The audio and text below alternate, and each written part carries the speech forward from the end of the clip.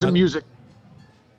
JJ's walking away. There he comes. Nobody tells me what to do. Oh, imagine that. Imagine that. I get a beer, Danny. Gotta get his beer. Imagine that.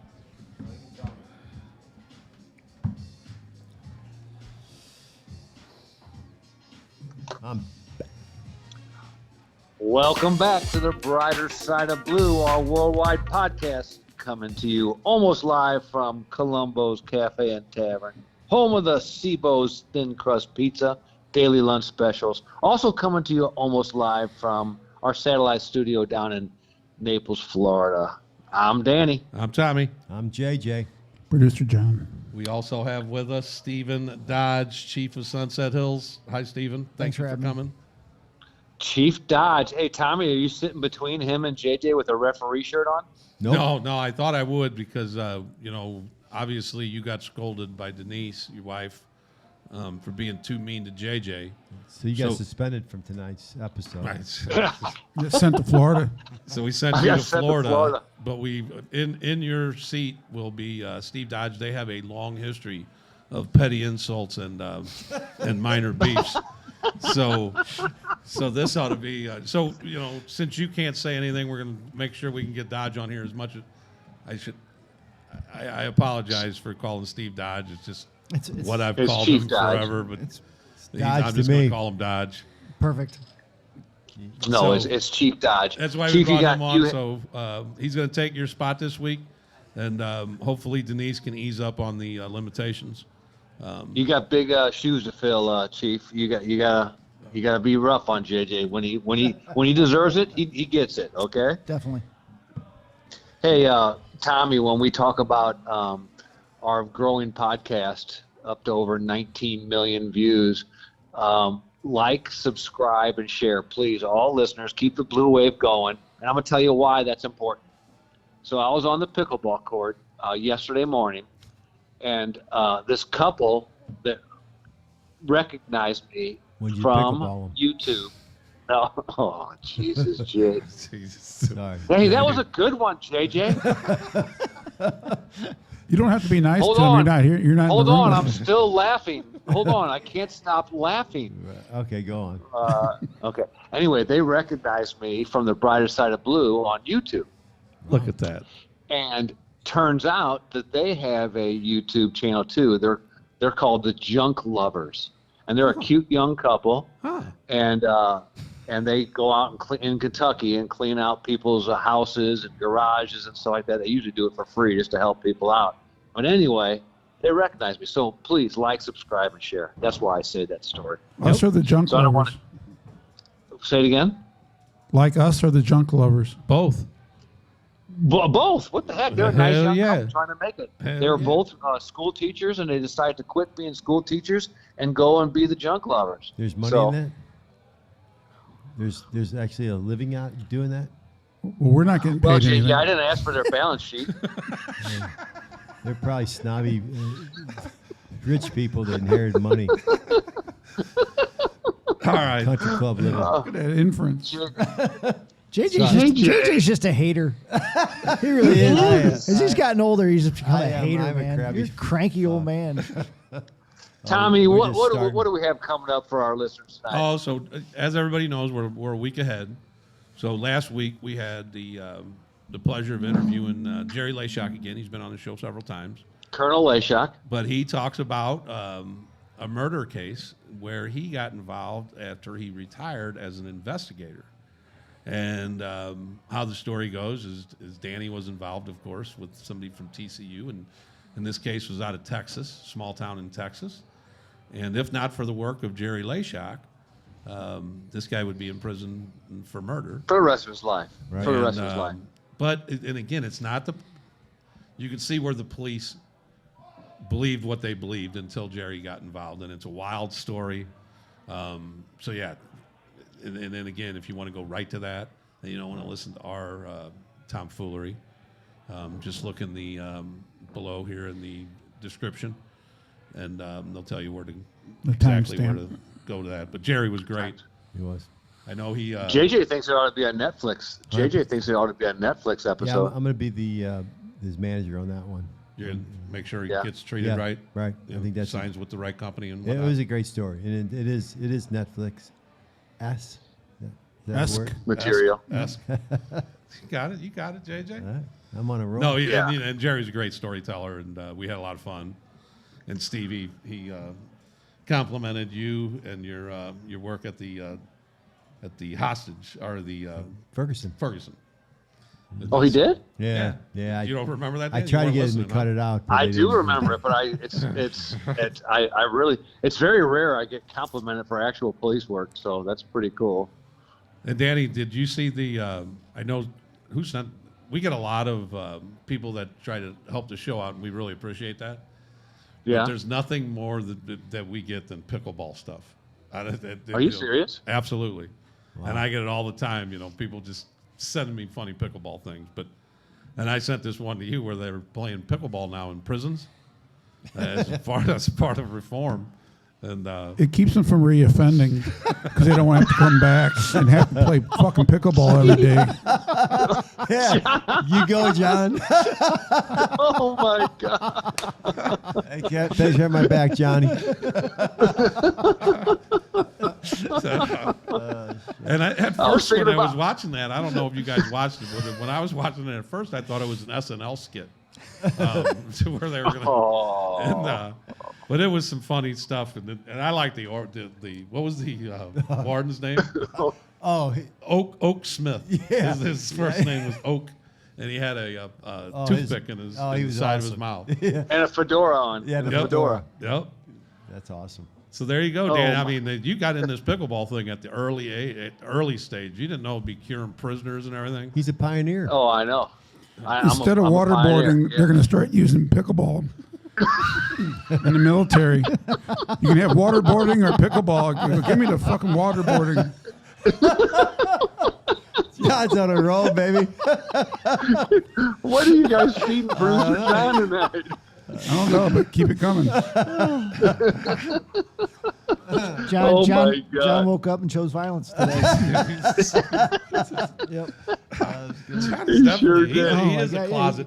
He is the silent closet, just Assassin. pickleball hater. He's got the best one-liners against it. Silent assassin. He is. That's awesome. Hey, Tommy, He's like do a you sniper. think, Tommy, moving on, do you think that our mobile reserve unit Uh-oh. Easy now. could have solved that United Healthcare case? Oh, come on. I think that No, but we would have prevented it from ever happening to begin with. There it is. There it is. Yes. Wouldn't have happened if Mole Reserve was there, right? there you JJ? go, baby. Oh. I think the academy class that's How- in now could have solved it because I really Sounds like the guy turned himself in, pretty much. He wanted to be found. He wanted to take turned credit himself for it. in. Pretty He much. did. He set a record on evidence left. Evidence. I mean, this has got to be a record. I mean, they got fingerprints, ballistics, video, manifesto. He might have he might have written the report for him too ahead of Yeah, time. come on. You might as well just wear He a wouldn't jersey apply with to his the name on the warrant. back. He wanted all credit for it, dude. He wanted the attention. The guy is Right. definitely Look at off me the go. chain. JJ, you thought he was like when it first happened. You thought he was like a professional, didn't you? Isn't that what you were No, I saying? You didn't. thought That he was a Cruz. professional. No, that was not oh, was that me. Cruz? That was Cruz. Yeah, you're right. That was Cruz. But your guys had a good point. What were they saying? You were talking to your patrolman, and they had a good. No, it was one of my dispatchers. He's like, yeah, I think he put out his own YouTube video and everything else, and was pretty much just like waiting for them to come get him at McDonald's. I think Are you serious? He's He's so arrogant. I mean, he's off the chain, but he definitely wanted to be caught. He wants full credit for it. He wants to be the martyr. He wants to be a celebrity. because like telling Steve's dispatcher was saying is that you're going into McDonald's and you go in. First of all, you go into McDonald's, sit around, and you sit around long enough for these guys to recognize you. I bet you he had mask on, and he was just trying to get recognized. Oh, 100%. And just The first thing that dude should have done was shaved his eyebrows off Yeah. or something. And now all these crazy followers. he But got some bushy ones. I honestly think they shouldn't He even. got some big they ones. should I mean, at just- least trimmed him. They should pass a law that we got the guy, we're 100% with him, and not give out his name and not give him he's like a celebrity for these freaks on. Just crazy people are like thinking he's Oh yeah, wonderful everybody now. that had a bad insurance claim that was denied is going. Exactly. And that's why he wanted to get caught. Yeah, there's not a lot of sympathy on the social media for him. We know it's right going to be now. No, messed there up. really isn't. In about 2 years, he's going to be sitting in prison. All of a sudden, you realize, son of a bitch, I'm staying here for the rest of my life. Yeah. I mean, Oh, yeah, Jesus he's right Christ. when they stop when the fame stops and he's just Yeah. sitting there going, "You got Wow, that was fun for about a week or I two. mean, you talk about premeditation. That's about as premeditated as it gets, right there. Yeah, he's, Yeah, maybe he'll be the 1,501 pardon. no kidding. They But went on anyway, a we roll, won't get baby. political, but Here we go. Uh-oh. I can guarantee you that this kid will get married at some point in prison because he's got all kinds of crazy Oh, people. loving he's him. getting some praise now. Yeah, I he mean, is. these people are sick. I get it. Insurance ain't perfect, but you can't go Yeah, you don't go condoning killing whacking people. Well, think about this. I mean, all he needs to get is one person on the jury who hates their insurance company for whatever Yep. reason, and And he's got one of those New York one of those jury. loud lawyers. Mhm. That he loves to be on the news. That He's like, I ain't seen no evidence yet. Dude, have you been watching the fucking news? so he's got a lawyer. He's Oh, got a lawyer yeah, in there? yeah, I haven't that seen guy. him. Oh, yet. I yeah, he haven't seen loves him the yet. news. Okay. He'll hold like 11, 12-minute press. He's all He's over. going to it. get a lot of commercials, Absolutely. like TV Yeah, commercials and like people- this one. He's People are mad- sending money in Yeah. from all over the world for his defense. it's unreal. That's unreal. crazy. Well, How do you- I want him to do at least enough time for me to go in there and teach him pickleball. I think that's a given. Are you going to get involved in the program? Is that what you're committing to? I'm thinking about it. I really I think am. you in prisons teaching these people how to play pickleball would be fantastic marketing for the show. You know, we are the I brighter really side do. of blue. And I think that when you get back, we'll get with some prisons around here and we'll start this program. What do you think? I'm down. I'm 100% down. Okay. I am. I am. And I'm then maybe we 100%. can get Vin Yee involved. You and Vin Oh. Yee. Oh yeah, where has he been? We're trying. He's squabbling about his contract. He wants a lot of money. So we're He trying wants to. a lot of money. You know, we ain't got no money. We ain't got no money. No he's money. he's a little pissed about that roach-infested place we put him in Hollywood. So Hey Tommy, what is our Venmo if you want to help the Blue Wave? Johnny's gonna have to throw that one out. brighter side of blue. At brighter side, no the Know the at Brighter Side of Blue. yes. The other one is our new merch. Is on our website. Yes. Yep. It's called merch now instead of BrighterSideOfBlue.com. And go to merch. And you know click what? And only John is supporting. That's not even the new stuff either. None of us are got any of it. Oh, you got your hat on, but I do. So Actually, I in should have worn Naples, because those Hoodies? hoodies we got Yeah. are The top of the Carolina line blue. hoodies. And I wore my thinner hoodie tonight, and it's tad chilly down here. Yes, cool down It there. is tad so chilly Tommy, down in Naples tonight, it's 56 degrees, and that's Oh. like people are opening up shelters, and, Yeah. and it's on the news. But I'm wearing my heavy, the navy Brighter Side of Blue hoodie, and it's very comfortable, Nice. very very I good. wish I would have So, worn the Carolina blue one, baby. yeah, that's nice stuff. So hit that web page, hit the Venmo, and keep the momentum going. Let's roll with this. Uh-huh. So go ahead. Go ahead. You got something? No, I was just gonna ask JJ a question, but Go ahead. Perfect. I'm choking on my beer. No, seriously, if you guys care, I'm choking on my beer. Not I don't necessarily. know. Oh, you're Not fine. much we can do from here. We got Dodge here. We'll be fine. Throw yourself against the back of your chair. Do you want my address or anything to Jump come up and send down. help? So, Tommy, I take pride in my making our listeners smarter, right? Education. Oh no. See. Now I'm asking you guys because I'm not there in the studio. Please make JJ sit still and hear me out. He's got his arms folded. So that means he's like He's thinking about leaving. He's pushing your information away. Anybody that folds their You arms, better hurry up. not ready for you. See, here he goes. Here he Get to goes. it. All right, I'm on it. Okay, but so I'll start with a question to JJ. JJ, what do medieval castles, scorpions, and female ferrets have in common? Nothing, you idiot. Just stop. Don't even think about it. Why would they have anything in common? I was gonna say Jesus. something that was. I know, be but that's what edited scares out. me. Why are you even pondering it? I had to think about Nobody it. on earth would. Three things that have never been in my kitchen, Alex. Now we're going back to Seinfeld. All right, I forgot the question. Cheers. So go Was that ahead. Cheers? Seinfeld. Okay. So JJ, this is cheers. a tactical Cheers. question. Cheers. Yeah, cheers. I said moats. Oh, you did? Go on. No. Well, okay. So this is a tactical question. I'm glad we have two ex-SWAT guys, Chief Dodge, Commander JJ. This shows that tactics were a big thing even back in medieval times. All medieval castles, the spiral staircases of those castles always turned to the right. They went clockwise. And the reason is, JJ, do you know? No, but But if you're going down I the can't wait to hear though.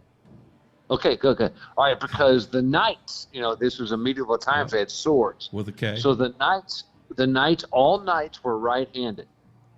So as they ascend a spiral staircase that goes, as they're going counterclockwise, they can't use their right hands because it's against the staircase. So somebody like JJ would say, why wouldn't you send all your left-handed knights up the staircases? Well, because in medieval times, people that were left-handed were viewed as touched by the devil. I'm the devil, brother, because I am Me too. left-handed. I know. And you I knew am that. too. I know. So is Tommy. So Yeah. I'm touched, all right. So you couldn't use your right hand. Could you ascend the steps, but you just couldn't use your right hand, right?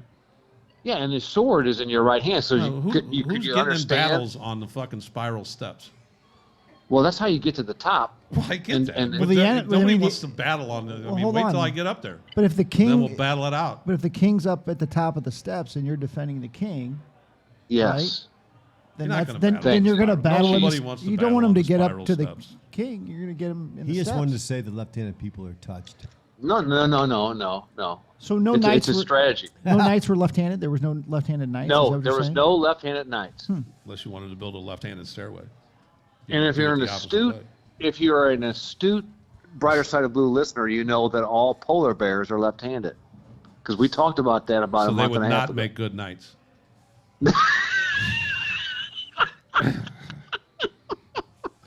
Well, I'm playing hockey tomorrow, an alumni Yep. police fire game, and I play hockey right-handed. Just saying. What do you want us to do with that information? Like, I would, if that was a night, I would have adjusted. Yes, he would have. I'd have been a right-handed. Okay. Now that's a good point. I take it back. Thank you. That's a very good point. Okay. Very good point. I am Moving on. I do everything that I need precision with my left hand, and anything that I need power with my right hand. So Really? You're eat, really? I eat, shoot, right, left-handed, and I like bat, throw, shoot a hockey stick, kick with my right. You're kind of fucked Wow. up. That's a little You're strange. an I, you're an ain't the enigma. first time I heard that. Right. Usually had nothing to do with my ambidextrous skills. Tommy, Yes, sir. You got So any my other other- worthless information? I have. Well, I was tying it all together with the medieval on. castles, the Let's scorpions, finish the this. I don't know female how you're going ferrets. to jump from castles and knighthood to this one, but go ahead. Okay. Well, it's going to be smooth, but scorpions. Scorpions. Yeah, they weren't mentioned. People do not know this, but if you pour a tiny bit of liquor on a scorpion, it immediately goes mad. And stings itself to death. Wow. That's something else. Any I don't even know what to say to that. Any liquor? Or Any liquor. Producer John? Yes. how does the liquor Any not get comment? stung when they go down there and liquor? Oh, Jesus. How do we recover from this? Okay. I gotta go. All alcohol, I guess. Oh, it's- alcohol. Yeah. Oh, I meant alcohol. Blame it on the I thought it alcohol. meant somebody had to lick it. Oh, my God. I've never been stung by a scorpion because I always have a little liquor on me. The motherfucking scorpion bit Johnny and stung itself to death. I wouldn't have felt it either. good. What was it? Oh my God. Female ferrets. Female ferrets. Oh, you're not done? This is it. Because he's going to tie all this together. Ferrets. Female ferrets. When they're in heat, if they do not find a mate, they will die immediately. I was going to say something really crude, but I'm not going to. No, don't. I'm leaving it alone. There's a lot of things that you guys should be thinking about, like because the research I didn't define what a mate would be. So, I mean, producer John could help out a ferret before it died. I'm just perplexed on how these three things Hospital tie together. rooms are filled. I have no idea how you're going to tie these three things together. But please do. Oh, no, I'm not. He said earlier they have nothing in common. I told JJ, I said, what do they have in common? And he started to ponder, which scared me. And I said, they have absolutely nothing in common. You're right. Danny, I'm with you here. I'm listening to you. Thanks. Hey, Steve, you know what? I'll stay in Naples. You do that. Okay. So you can't buy, so ferrets are somewhat of a pet for some people. No. So what if you buy one? True that. He dies. It's sooner or later they'll die. Right? Apparently. I'm just asking. If it's a female. Or it escapes and all hell breaks loose in the house. Starts running after the dog and the cat. Where the fuck? I don't know. I don't know. We're not going anywhere. I'm done. But I do have to say one more thing. Let's go. On the pickle court, on Monday, on the pickleball court, a 67-year-old pickleball player said, are you serious about the pigs and the lions? That was a good one. I have to admit, that was one of my favorites. Tanisha's here. There go Tanisha. Hi, girl. That was a weird segue, John. All right, Danny. We'll let you go. Hey, are you going to set up my... subscribe, and share. Keep the blue wave going. All right. You're not going to set up my Zen? Keep JJ in line. We're going to get rid of Danny. Peace. All right. Peace. You're out. See you, Danny. Thank God he's gone. Yeah. So one of the things that I wanted to get into is... there wasn't much of a suspension on him, though. To send him to Florida? Yeah, we're not good at the whole punishment thing. But one of the things I wanted to get into is we've had a lot of fun over the last several episodes with Candyland and just our back and forth with. So we're going to do two things. And first of all, I'm going to kick it to Chief Dodge, and we have a lot of fun with the whole Candyland thing. But Candyland wasn't all that Candyland this week, was it? Yeah, no. Can we just get rid of the Candyland thing altogether? No. We will. Statement. No. Go on. You got to own it. All right. No, You're the one who used it. Yeah, no, we've been a little busy the last couple of days. I've had, unfortunately, you never like to see this as a chief, but I've had the news cameras in front of our police station 2 days in a row. Early this morning. Yeah, this morning and yesterday afternoon. So tell us a little bit about yesterday's after. Or it was a federal agency that happened to be chasing some people. Yeah, I can't really get too much into the details on that, but yeah, they were doing an operation and it ended up in a pursuit, and then it crashed at 270 and 44, and I guess they were going down Milky Way Highway, and then they ran up a hill into the Candyland area. We'll call them the Sour Patch Kids or whatever, but unfortunately, one of them was armed with was some weird information that one of them was armed, the two subjects. So, we all responded up there and conducted a search and got one within about an hour or so. And then, about 2 hours later, we hadn't found the second subject, and now the schools are starting to empty out. And and that's a big issue. Tension's getting high. That's a big Tensions issue because the school's like, hey, can we release the kids? We're like, not just yet. But so we continued the search, and I ended up posting a bunch of cars around, and we ended up getting the last suspect. That's awesome. It worked out. Yeah, because we were like, you couldn't leave and with somebody walking around with a pistol and tap a window. That was not going to happen. Then this morning we're all on the same text. A bunch of us are on the same text thread. And this morning we woke up to another Sunset Hills incident front page, and whoever sent the text just put Candyland with a question mark. So you had another pursuit this morning, right? Yeah, we had another incident last night. We were assisting Kirkwood PD. They were having some car clatters, and we got involved in that. And one of the cars ran, and we spiked that car along with 2 police cars. And then there was a pursuit with those subjects that ended up in Jennings. So we got one. You got both of them, right? We got one subject in custody, and we got there's like 2 at large right now. But it's an ongoing investigation as well. Go Candyland. Candyland's on the ball, baby. Hopefully clear up. So I had to be up at 4 a.m. and the TV on, and there's a newscaster waiting.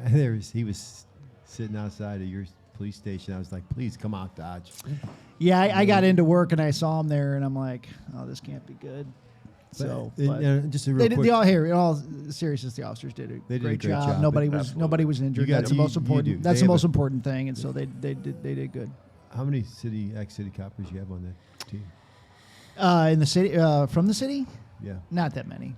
I mean, so here we go with the little beast. No. Now, JJ, we were talking, and JJ's like, hey, man, I don't mind beefing with the city coppers that leave early. He goes, but I want to get rid of this Candyland thing. And he found a story, or there was a story that he found. And I think Candyland is, crime happens everywhere. Right. I guess it's a frequency thing. Right. So if it doesn't happen to you a lot, you can consider yourself, you live in Candyland. But if it happens around a lot, but go ahead with that story, JJ, because I think it's a great story. I'm going to set it up first. First, I want to qualify. Every police department, I don't care where you're at, you never know who's coming through your town. And it can be dangerous. So you always get. Sometimes I think being in a town that's a little slower, especially the town I'm going to talk about, they don't have a lot of crime, but when people do come through, drifters or whatever, you just don't know where you're coming up. You have to be on your game all the time, and you just never know who you're stopping. So it's I think these munis and different smaller police departments, they're as dangerous as they come because you just never know, and you always have to be on your game. But with that said, there was a story that happened on March 12th, 2023, and it happened in Herman, Missouri, which is a small town outside of St. Louis in the country. It's known for its wineries, and it's very quaint. It's a really neat area. I love going there. We've all been to Herman, all of us, I'm sure. But in 2023, there was 2 officers that they confronted a guy at Casey's, and they got in a shootout with them, and 2 of them got shot. One unfortunately passed away and was killed, and then the other subject, the subject was never shot. He barricaded himself in, but the other officer was wounded badly. He's a lot of issues, and he just came back. Finally came back out of the hospital, and it's kind of a cool. I'm going to read. I got to put my glasses on to talk about this though, because I wrote the names down. The officer that was killed, he was a detective sergeant. His name was Sergeant Mason Griffith, and the reason I'm talking about it just popped up on because new development came up this week. So Mason Griffith was killed in the line of duty, which is tragic. And his partner at the time, or one of the other officers in Herman, named Adam Sullentrop, he was wounded bad. He was in long recovery, and so now well, let me go on. So New Haven is a town next to Herman, and New Haven had a police department. They had issues, and it disappeared. And Franklin County was covering New Haven, so now they're starting up a new police chief got hired, and his name is Christopher Neese. And so he was best friends with the officer that was killed, and he was good friends with Sullentrop, who was wounded very badly. Sullentrop is never going to be a policeman again, and it's sad. And so Neese got named chief of police for New Haven, who's this town next to it. And so as a part of his condition of being the chief, he said, I really want to bring the Sullentrop back. I want to hire the Sullentrop. And they said, we can't. He wanted to hire him as a PR person. He goes, well, we don't have money for a PR person. He goes, we're not going to pay him. He's going to come and hang out, and we do special events. He'll be there. He's going to just do the PR stuff. So I think, I called I reached out to Nice. He called me right back. He's 35 years old. He's going to start being the chief January 1st. He was awesome. He's bringing his buddy Selentrop back just to give him something to be a part of. He won't be able to carry a gun anymore. It's a tragic story, but it's kind of a neat story that he's giving that guy a job to do, and he's appreciative coming back to work. So I think it's a neat story. And why I say all that, we're going to have Nice on. I talked to him, and down the road we're going to have the new chief on once he gets settled in. So I think it'll be a great interview. And I just told this story quick and rambled on. It was kind of goofy, but he told me the story yesterday on the phone, and it's he did a lot better job than I just did. So I really look forward to having Chief Nice on in the future, and he's excited about coming on and wants to tell his story and the story of the two officers. So it's nice that the officer made such a good recovery, at least that he can work in some capacity. Right, 100%, 100%. So it's a cool. And you hope it just helps them with the healing too, because that's an ongoing healing process that never stops. Right. And as Steve knows, and a lot of our other friends and people that have been in this profession for a long time, there's things you have to heal from, and sometimes when you just get shut out and you can't do it anymore, that hurts just as bad as anything else. To where when you keep this kid involved, right, he's going to do special events and things like that. That's pretty cool. That is cool. And John, you'll like the fact that Chief Nice is a season ticket blues holder. Well, he's aces with me then. Yep. But he says he'll come down. He's gonna come down, and he's gonna come to the studio and do the interview. So it'll be good to have him. Look forward to it. Yep. JJ, I got a question. Yeah. So if Chief Nice starts hiring St. Louis City police officers, are you going to dog him out too, or? Nah. I'm gonna give him a slide. Actually, they're hiring. I won't say it, but I'm thinking I almost ask him how much he pays. I might go retire and go there.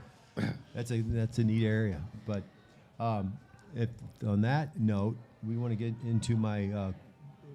What do you want to get into? Well, I can do my. I know what I would. Yeah, I know what you want. Because the Candyland thing, we're just doing. Candyland is only Brentwood and Sunset Hills now, right? Because we know both chiefs, so we're just going to beef with them. So that's only Candyland. Let's go. Bring it on. First Bring it on. I want this beef to end because you started. You don't get to end it, dude. You started it. All right, but the text thread that we're on with all of us, I tell you what, I am getting beat up bad by Speece. Deservedly. And I just have to ignore it. But Deservedly. I did come up with some qualifications to be able for your officers to say that they were city police officers. Okay. I love that. Come on, JJ. All right, Let's here hear we go. it. Let's go. Let's hear it. I got to have my cheaters on for this. Okay. It's only fair that we set parameters. Well, qualification to claim to be a city cop status. If 20 plus years, automatic. If you did 20 years, you can say you're a city cop all day long and twice on Sunday. If you did 15 years, pretty much the same, but you probably got to explain why you went 15 and didn't leave. Why you went 15 and left. Yeah. Why you left with only 5 years to go for a so pension. Maybe they're good. Either a really good job offer came, or and Michael Biggs had 19 years on, and he left the helicopters because he had a job he couldn't refuse. So I still thought it was crazy, but he left at 19 years. Or something bad happened. Yeah. Well, we don't want to get down to that stuff. Yeah. That's why they have to explain why they only did 15 years. But I'm sure they'll want to go into that. all right, here's where it gets sticky. They'll definitely want to explain that. Let me tell you about This is a that. great list. Go ahead, JJ. Keep going. 10 plus years, you can claim status if you had at least, and this is weak, but at least 10 felony arrests plus 3 foot pursuits and caught them, cuffed them without the help of another officer. That's 10. You can say, yeah, I was a real deal. Man, this is getting tough. Right. This ain't easy. What do you think? This is not going to be an easy test to pass. Laura Urson's here. Her father was killed in the line of duty, and she's part of the family. She's like more part of the family than anybody I know. She works for the police department, and she's Rose's buddy, and she's like every time I go to a police function, her mom and her are there. So, hi, Laura. I think if Lori likes you, you can claim that you were a city cop that's too. part of it too. If Right. Laura, So you can Here, we're allowing that's her good. to give full exemptions. I'm going to add that to it. Here, Laura, can- I if would you- be okay with this if Lori was the one who decided who could claim Well, it or she not, could- actually, because she she's in could. uniform. So she knows all the ones that turn their stuff in and everything else. That's She true. should be the one All right, who so actually can say it. that's a side note at the very end. If you have any questions, call Laura Urson. So I got the 10 years. If you're 5 years, which is a really tough this one. is gonna be really tough. It's gonna be tough. And I actually went kind of easy. 5 years, you have to have at least 20 felony arrests, which is that's only 4 years. That's in the city. That shouldn't be a problem. Right. So That's just paying attention. plus you have to have 5 foot pursuits Uh-oh. and Do you have to actually catch them, or can you just say you No, ran after? that's You don't have to a catch good 'em? point, Steve, because that's what I. You have to have caught them, and handcuff them, and solo cuff them with at least 3 times. And you can have help. What's your thing with the solo thing? Are you not? Because What it's the masculinity of he, it all. he doesn't want you using your radio and calling for help. No, but you got to chase it down. It's not. That's just something we can debate. But Okay, that's you the could- but dumbest listen, thing I ever heard of. You need to get on the radio and tell them I where get you're that, but going to sometimes have somebody else your cut them help off. can't get there all work, the time. work smarter, not harder, All right, dude. all right. What about testifying? You got to testify. Oh, You that's gotta good. throw I didn't put testifying that in there. You have to have at least been in the Okay. at least Division Testify. 25. Division. 25 numerous times, Right. and then at least one trial. That's where you really learn how to be a good policeman, is testifying. 100%. How many points you get for getting bit by a pit bull? That should count.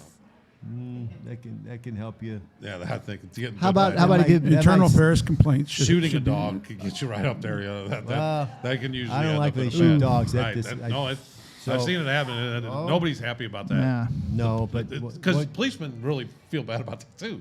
I mean, when you go, I've pulled up to a couple places where dogs have been shot. Nobody's happy. There's a lot of things that can happen in the city police department. You walk up and people are smiling and giggling and laughing. Right. When a dog gets shot, nobody's smiling, giggling, or laughing. And I won't say the officer, but this is a quick story just came to mind. We had an officer that was wrestling with a guy in a back porch it's like a vacant. The dog was chained to a tree, which was bullshit. It was a bull mastiff, big dog. Yeah, I well, he hate that. came up to attack him and he shot him, but he didn't kill him. He wounded him. And I got there and I was like, oh my God, this dog was just sitting there. It was the most pathetic. I felt so bad for him. I made John Long go get his personal pickup truck to come back here, bring covers. We ended up, and the dog was like not one. At first, he wouldn't let us touch him, and we were rubbing his head and everything. I was mad at the officer for shooting. He's like, he got mad at me for like, dude, he was attacking. This dog is huge. And I'm like, all right, I'll forgive you for that, but I really wish you would give a warning shot to this poor dog. So anyway, so we get the dog, we put him in a blanket, we picked him up. He was not a happy camper, so we put him in the back of the truck, and we took him to the Humane Society emergency room, and we saved that dog. So That's he lived. cool. He survived. Yeah, That's yeah. awesome. That's That's good. cool. Story. And on a side note, I went there the next day to see it, and he was in the cage, and he had surgery and everything. And I go, can I? And the dog was by the end, the dog was so nice. We were petting its head, So I go, just open the thing, and I just want to say something. He goes, oh, we're not supposed to do that. I go, I just rescued this dog. I was petting him last night. Just open it. So he opens, begrudgingly, he opens the little cage, and I reach in, and he snapped, and he bit me, and he reached out to bite me, and I moved it away, and he actually did bite me. That was for shooting him. And he goes, gosh dang. He goes, did he bite you? I go, no, he didn't bite me. I go, he's fine. He was so mad. He closed the cage. He goes, I told you. I go, it's fine. I get it. But he didn't. So I walk out. I didn't let him see it. He actually broke blood on my hand. So I walked outside and went, shit. But anyway, we saved that dog. That's a great story. It is. That is a great story. Especially the They're part great where he, humanitarian. especially the part where I he, just where he love bit dogs. you. I love dogs. Yeah, they did. Some bitch did bite me, though. But they did save it. And, Good doggy. Good doggy. I don't blame him. Good doggy. No, he's still kind of bitter. He still hates the police. He hated I that. didn't He didn't finish like it. that Candyland comment. He was I had- nice. Hey, he was nice when he needed a ride to the hospital, but then Yeah. after he got fixed, Well, he was wore like, out. But I adopted him, and he's Yeah, home right. right now. Yeah, No, okay. I didn't adopt him. But One of the things that I always found comical over the years was. hold on, is he done with his I'm stupid not- list? No, I'm not. Oh my yeah, God. let's go. There's I more? thought you were done. Yeah. Johnny had a bunch I of don't good- know. John Under had- 5 years on, I can only imagine what you had to do. No, you don't have to do anything because you're not allowed to ever claim. 5 status. years is Yeah, 5 you're years. just off the list. Yeah. Okay, I'm with you. There's no status on 5 years or less. And you just can't even say it. No, you can. Now, Hey, those people with less than 5 years are going to be crushed. They're going to be crushed. They're not going to be able to less say than 5 that. years. You better show me some stats that are outrageous, dude. I mean, like there's statues made of you. You were such a good policeman. But anyway, that would be tough, right? Laura, you agree with me on that, right? What? 15 years. We already talked about that. So in the crowd, and then in the crowd is Rose and Laura Urson and Rose Busso and her husband Joe, and Joe was on our show, which will obviously air next week. Right. And we had a great conversation about Joe's time as a Navy SEAL, and we appreciate those guys coming by. So that'll be a good show next week for you guys to have. And both of these guys supervised Joe, so that was a fun episode. And so Steve, one of the things I always liked Steve and JJ, and I said they have a long history of petty insults and some bickering. But some of my favorite stories were you guys bickering during the riots. And JJ thought he would come up with good ideas of shit to do, and he would get overruled. I don't know if you remembers this, but in the middle of chaos, I had an idea because there was people off to the right that were like shooting fireworks at us, and so I had an idea. I walked up to Steve and I said, "Hey, I want to take a few guys. I want to flank them and go and grab them guys." And he goes, "Nope, we're not doing that." I go, "What do you mean? What?" I was like devastated. I thought he was gonna be like, "Go for it, JJ. Go, do it." He's like, "No, we're not doing it." I go, "What do you mean we're not gonna do it? Why aren't we gonna do it?" He goes, "Well, because we're not gonna do it because I'm a lieutenant and you're a sergeant." I was like, "Gosh, dang it, he was right," and I didn't do it. Jerk. Jerk. That's a true story. But he was funny when he said it. He's like, "No, I can't do it." I go, "Why the fuck not? Are we gonna do it?" Because I said so, and I'm the lieutenant. Did you take pride in that? We got mass riots going on. He's worried about fireworks. No, I mean it was the guys. It was late in the game, and they were. I understand, but, dude. It's like, come on, man. We're just trying to survive this thing and get through it. I get it. I get it without. I get that now. Your decision was right, but you made me do a lot worse stuff than things. Put me on missions. But I understand, but during that time, it was just I was trying not to make things worse. Right, I hear you. We were trying to get through it, and we did, and it I worked don't out. disagree with your decision at the time. I wasn't happy though. That's All fine. right, we're about to pay some bills here, people. Uh-oh. You know where you go if you want to rediscover your prime? Oh yeah. Where? Prime Performance. The Worm family. The Worm family, along with Tony Jones and Dan Book, the U.S. Marshals, Greg and Jim Worm, all in law enforcement, and they offer discounts for first responders, and they also will offer a discount for the Brighter Side of Blue listeners.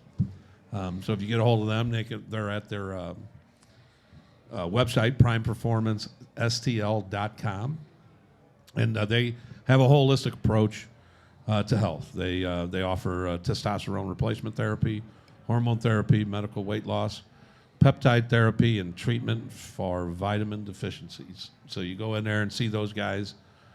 Free consultation. They just opened up a new place in Fenton, 44 Fenton Plaza, right there by the Gravois Bluffs. And the great guys. Yeah. Rediscover your prime. And then I do feel, and again, they have not told me this, but I do feel that it's a disclaimer that we must add that Bubba Worm is not part of the group there. Poor Bubba. I did tell him I was going to keep saying that. He's fine with it. But no, we would love to have those guys on board. Look forward to doing some more with them. And again, Prime Performance St. Louis, primeperformancestl.com. Go online, schedule your free appointment. And then if you're feeling really good about yourself after you go to them and you need a cigar, right next to Sunset Hills is Crestwood. 8984 Watson Road is the Riverman Cigar Company. And you go in there and you see Dan Ponder, also a police family, the Ponder family. And they've got cigars anywhere from $3 to $500, any kind of cigar you want. You can smoke in there, and Dan's a tremendously interesting person to talk to if you want to just stay in there and smoke on a cigar and then help support those who support us, and we appreciate that. And JJ, where are we buying cars at? Well, we're doing it from Schicker, and actually I want to say something about Schicker. Ken Plackey, who's one of their general manager, is that his title? In order for them to allow them to still sponsor us, he's playing in a hockey game for me tomorrow. I called him and I texted him and said, you have to wear a blue uniform or we're canceling your sponsorship. He started laughing. I'm bringing him. I hope he's a ringer. We're playing the firemen. But anyway, that's nothing to do with anything. But Schicker has got stores down at South Kings Highway. It's their what do you call it? Their main store, their flagship. Flagship. They also have stores, not stores, but dealerships out in Washington, Missouri, and Union, Missouri. But there's a little motto they just sent me. I'm going to say it's shop local, shop Schicker. I like that. 75 years of community first. We want your trade, and we will pay more than competitors.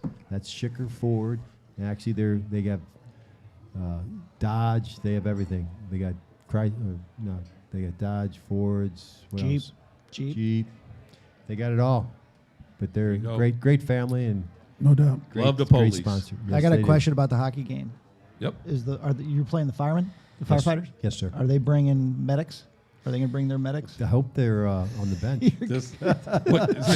I'm talking like this hockey game. You've mentioned it twice now. What are you doing? I'm wearing I got skates sharpened. I'm raring to go tomorrow. What time? JJ, you're 60 and you're playing hockey? When's the last time you played hockey?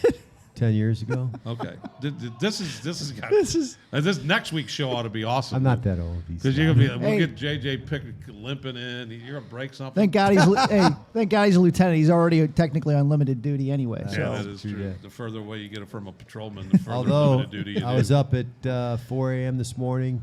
Here we go. It's good the news. fourth time he's mentioned this. Well, let's finish the story, I've been slap happy since I got here. Let's finish that story about waking up at 4 a.m. And we had my unit, our mobile reserve unit, assisted the intelligence unit, the homicide unit, and they made an arrest on the young policeman or the young Colin Brown, CBC hockey player that was shot tragically. Just crazy. They made an arrest. Warrants were issued on the subject. It's not out yet. It will be by the time this is done. I talked to one of the detectives, and he said he wanted us to give a huge shout out to the St. Louis County Intel Division because they went above and beyond. He said we couldn't have done it without them. They were up early this morning. They were out there doing their job. He said they were unreal. Right. So I want. They got a good leader.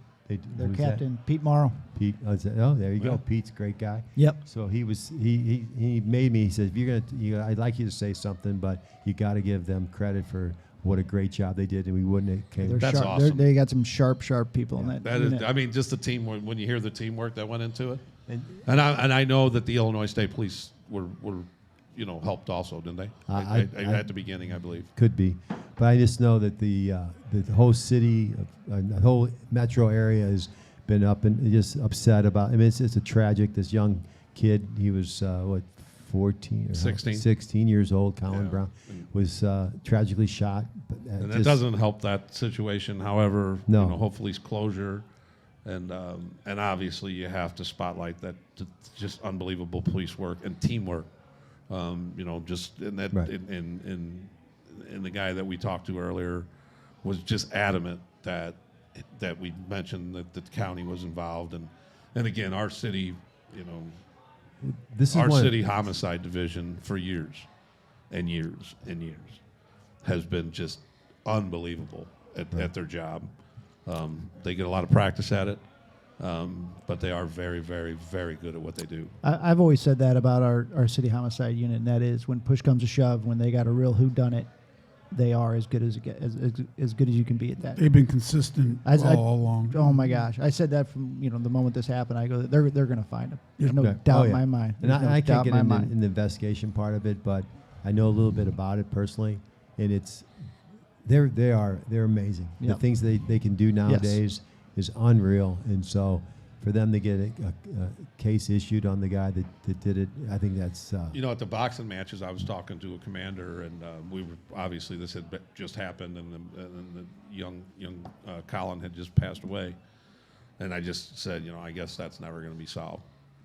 Just because of how it happened, shooting on the highway. It just didn't. Yeah, it was random. He wasn't a target. He was, he just was running in the wrong gun place, battle, wrong times. And then, but he told me, he's like, I think we got this thing. Right. And I go, you for real? He goes, no, I think we got this thing. It's good. It's great work, police work, great detective work. And again, it doesn't bring Colin back, and our hearts and prayers go out to the family. But that is awesome. It is. I mean, just the police work and the team, and then to hear that teamwork and to hear the passion in the policeman that called you and told us, hey, you guys can say this. And just I actually reached out to him, and he said, "This is what you can say." Okay. Well, either way, but he was on speaker, and he was very passionate about Oh, it. unbelievable! Make sure we give the county credit and how that went down. So that was very cool. But now we'll get on to a little lighter stuff. And do you guys know who Darcy Bell is? So Darcy Bell is a San Francisco resident who is a staunch proponent of defund the police. Oh yeah, I know who she is. I know who she is. She was wearing a mask. The picture I saw. So I heard recently, Darcy was moving, and her U-Haul had all her belongings in it, and it got stolen, and all her belongings went away in a U-Haul, and I think the only thing I can say is she was forced Karma's to a bitch. She didn't even want to do a police Karma report. They is a made bitch. and U-Haul made her do a police report, and she didn't want to call the police. No. But then she would say the police ain't doing shit. Well, You ain't hey. doing shit because you didn't call. I mean, I'll give her credit on that. If she didn't want to call the police or she didn't call the police, and she's standing on her principles. Right. She Call should have herself- had Campbell Security watching her U-Haul. Absolutely. Oh, good job. Yeah. Yep. Yeah. Corby and his team would have never let that happen. Hell no. CampbellSecurityGroup.com. Karma's a bitch, though. It is a bitch. Yeah. But Corby is a karma fighter. Mm. he can fight karma, baby. Yep. But Darcy had a bad day. Yes, she did. And all her shit's gone, and she's mad. And to watch those people, it's just funny. That is- Defund the police. Well, now I need the police. That's too bad. You see a picture of her, and you don't know nothing bad. about her. If you just look at the picture, you're like, Yep. she don't like the police. Yeah. Hey, You just JJ, know. remember that hat you bought? That Hawk Tua Oh, hat? yeah. Yeah. You bought that Hawk Tua hat? Did you buy any crypto? She tried to sell me some. I said no. Dude, did you see that scam? Yeah, but I don't think she's going to get into. I think they're going to let that go. I think she's going to be fine. I mean, No, scammed. they're saying she didn't break the law. Well, she didn't because apparently they told everybody what they were going to do, and if you know crypto, you would have. There was people in crypto going, but they're telling you what they're. They kept back like 97% of the stuff, and Right. it was just ripe for a scam. Well, she released like a themed crypto coin, right? Right.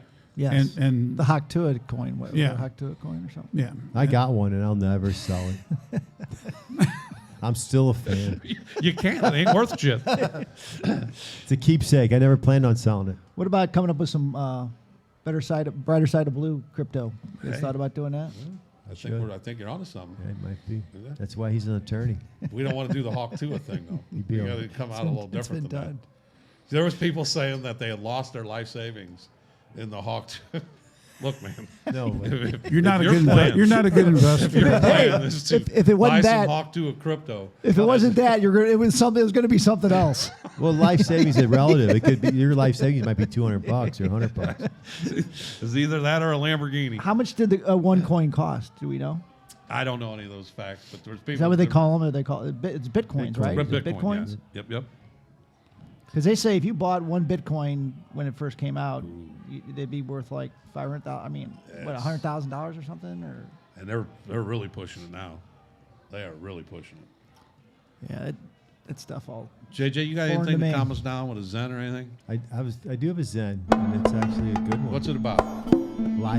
baby. Life? All right, that's what the Zen's supposed to be about. Life before death. Strength before weakness. Journey before destination. That's pretty deep. Yep. And this is the first time since we've been doing the podcast that I was driving here and realized I forgot to do a Zen. So you just made that up? Well, no. Okay. So I wrote out a thing about qualification for I was prepared, dude. I had notes. I had all kinds. All of a sudden, I'm like, damn. So what did I do? I called my brother Dick. I said, hey, I need a Zen. He started laughing. He says, well, give me a minute. Let me think of one, and I'll text it to you. So when I was pulling into the parking lot, he sent me that one. I like it. It's a great one. Dick's come up with a couple good ones. Yes, he has. That's actually his life. He loves adventure, and he loves he's always looking for his next trip to go on and stuff. So that actually sums him up perfectly. Should I ask you to repeat it since Danny's not here? No, we're off that good. dodge. Okay. That's old news now. Okay. Yeah. All right. Danny's not allowed to do that. If you didn't anymore. hear it, just rewind the Yeah, YouTube. I'm sure people will be doing that. Journey before destination and all that stuff. All right, Johnny, what do you got for us? I know you got a good story for us. What it's about? Well, first of all, this will probably be one of our last podcasts. The plug for Paige's release from prison. We have a short telephone interview with Bill McClellan Coming up. that Bill was the first person to really kind of catch on to this, and he wrote 5 or 6 articles over the years about getting Paige out of prison. And so it's a nice little telephone interview. Well, and I think one of the things that we talked about is that we just didn't want to do a story about this and then just leave it go. So, and you've been very good with the news. We've got it on the news a couple times, and not only our podcast, and you keep going after it. And again, this means a lot to us. If this could happen, it would be neat. But like you said, we could have put this in with Bill, but we wanted to do it separate. Because we just don't want to leave it go and just say, that's just part of we thing. wanted to feature it and not make it part of a longer story. But Bill feels very strongly about it, and honestly, when I first met Paige through Steve James, I was against it, because it didn't sound like something we would be interested in. But then when I read the Bill McClellan articles, it made it clear, and he outlined how good a guy Paige was in that. So anyway, we'll play that, and and hopefully we'll get some good news here in the next couple of weeks. That would be pretty cool, wouldn't it? You worked hard on that, John. I'm rooting for him. Yeah, we're all rooting for him. Yeah, he's done his time. He's been reformed. My news story this week is a Good Samaritan story, which was kind of inspired by the Daniel Penny acquittal in New York, where he on the subway, where he unfortunately the other subject that was causing all the neck problems. Restraint that went bad. Yeah, it was a neck restraint, but he went to a jury trial. The jury acquitted him. So I just wanted to bring up another Good Samaritan story that happened, and it's kind of interesting that this is a riot story, and the L.A. riots came up earlier. I found this article about a Good Samaritan during the L.A. riots in 1992. It was a Reverend Benny Newton, a 59-year-old Reverend. He was up in that neighborhood where all the riots were going on, and he was watching TV. He's watching the live coverage of the riots, and he saw the Reginald Denny. Oh yeah. Where the truck driver was pulled out and attacked by the mob. Yep. Well, he rushed out of his church with his Bible. He was going to help Reginald Denny because he knew it was like right up the street. Well, he gets there, and Reginald Denny's not there anymore, but the mob had now turned on another truck driver. He was a construction worker named Fidel Lopez, a 46-year-old man. He got pulled out of his truck. They took his money. Somebody took a boom box and busted it over his head, gave him like 50-something stitches. They were going to kill him. And, they ripped his clothes off. They took spray paint and spray painted the guy. And then they doused him in gasoline. So, because that day, it was April 29th, 1992, when that verdict was, came out in L.A., and the crowd was just out of control.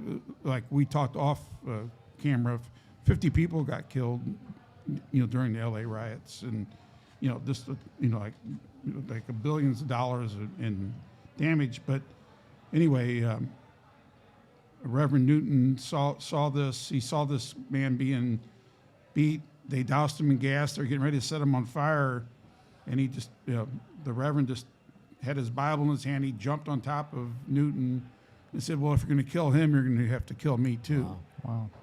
And the crowd finally, it kind of resonated enough with these thugs that they took off running, and so now he's trying to get up. You couldn't call for an ambulance or anything because obviously the whole city was going crazy, and Fidel had his heart stopped beating a couple times, and he was sitting over praying over this Fidel. And finally, he figured, well, the only way I can save this guy is he went and got his car, took him, threw him in his own personal car, and drove him to the hospital.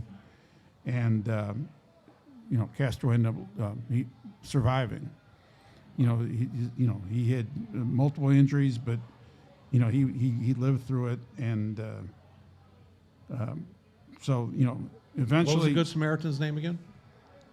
It was Benny Newton. Benny Newton. Reverend Benny Newton. He didn't just talk the talk; he walked the walk. Right. Yeah, That's awesome. Yeah. And Like I said, hear he was watching TV and he saw it going on and he ran out there. So eventually, he was lauded by President Bush, the mayor, Tom Bradley, and the governor Pete Wilson. Unfortunately, Benny only lived like another year. He developed leukemia and he died the next year. But Fidel Lopez and his family every year they celebrate Oh, cool. Benny's life and they recognize what the second That's chance he true gave him. heroics right there. And Yep. that Getting ready to die for a stranger. Right. that's I like it. That's kind of a showstopper. That is- No, yeah, That's kind of like a deep.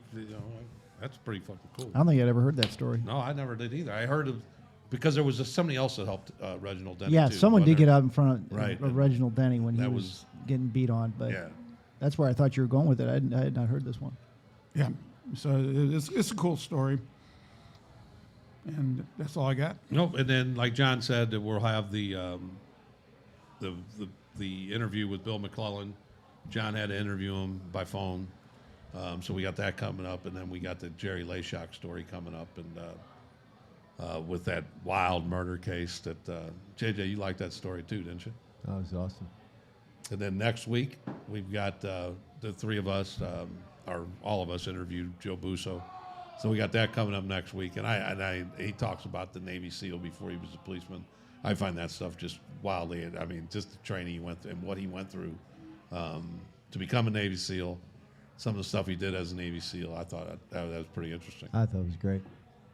For sure. Yeah, I'd always, wanted to ask him when he worked for me in SWAT. I didn't want to bother him with it, but Kinda like so the this Navy is SEAL awe. well, exactly, yeah, Oh, because man. I was, Right. because No, I it was too. was really cool, and it was neat to hear him open up and talk about it like he did, because that's fascinating to me. Wow, next week when you see it, I was just sitting there staring at him, just in awe half the time. But I was what like, this is cool. what they go through is just amazing. It's just amazing, and then they get rolled like how out he- or whatever, and they go through it all again. I mean, it's just And amazing. I'll probably say this again next week while we're setting it up. But he said, well, anybody can do it. If you want to do it, you can do it.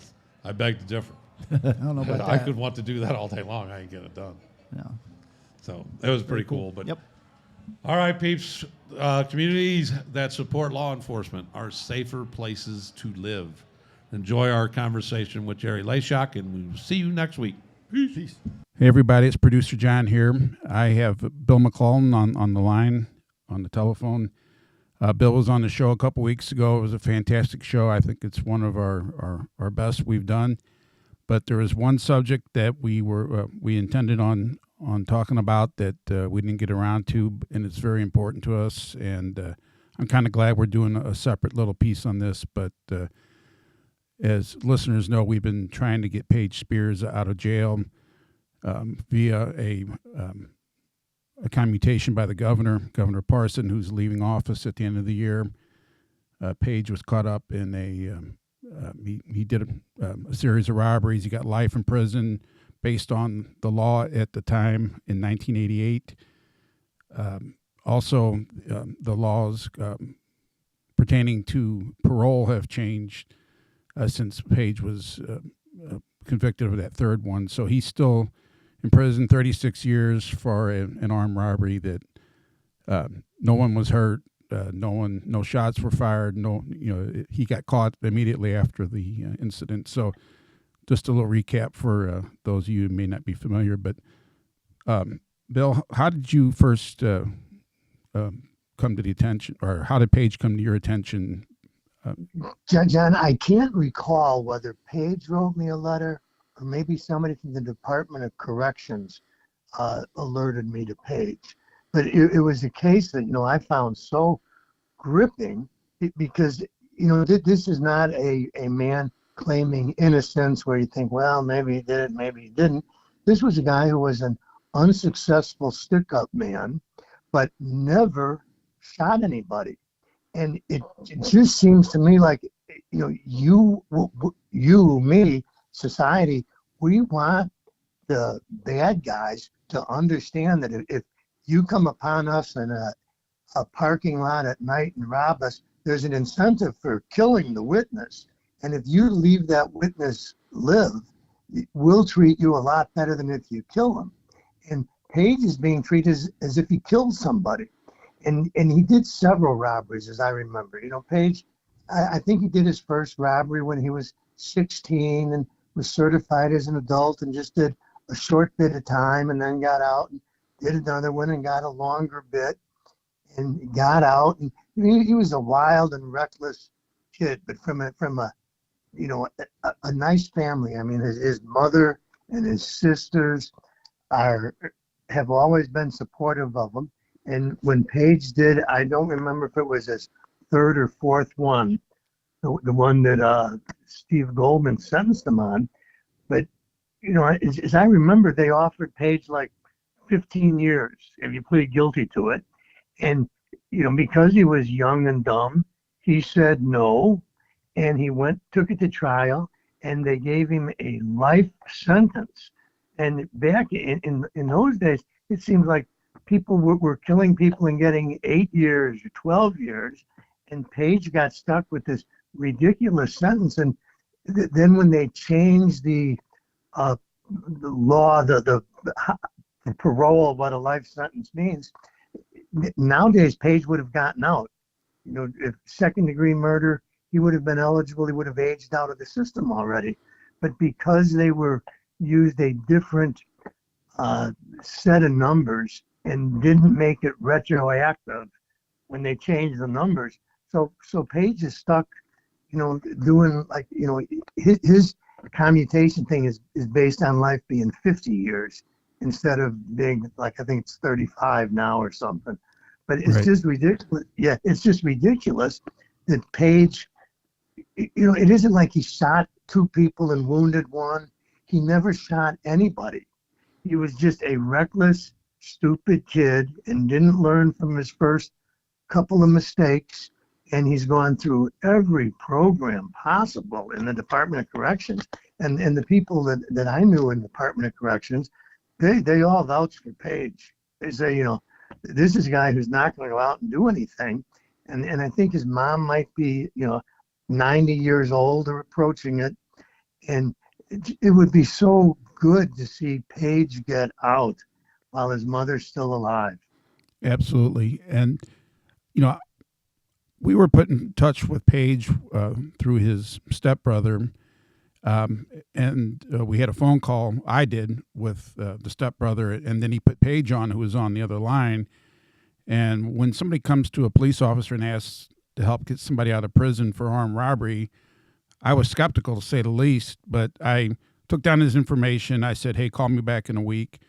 And it wasn't until I read the series of columns that you wrote regarding Paige over the years that convinced me that this was something that was worthy of us looking into.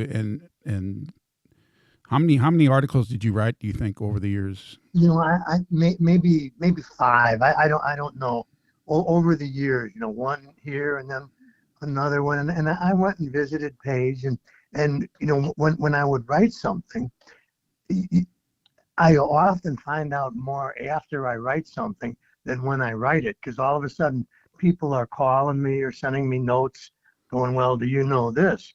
And everybody who wrote me about Paige was, on Paige's side, which is very unusual for me, because usually I'll write about somebody and, somebody who he owes money to will call and say, well, this guy did.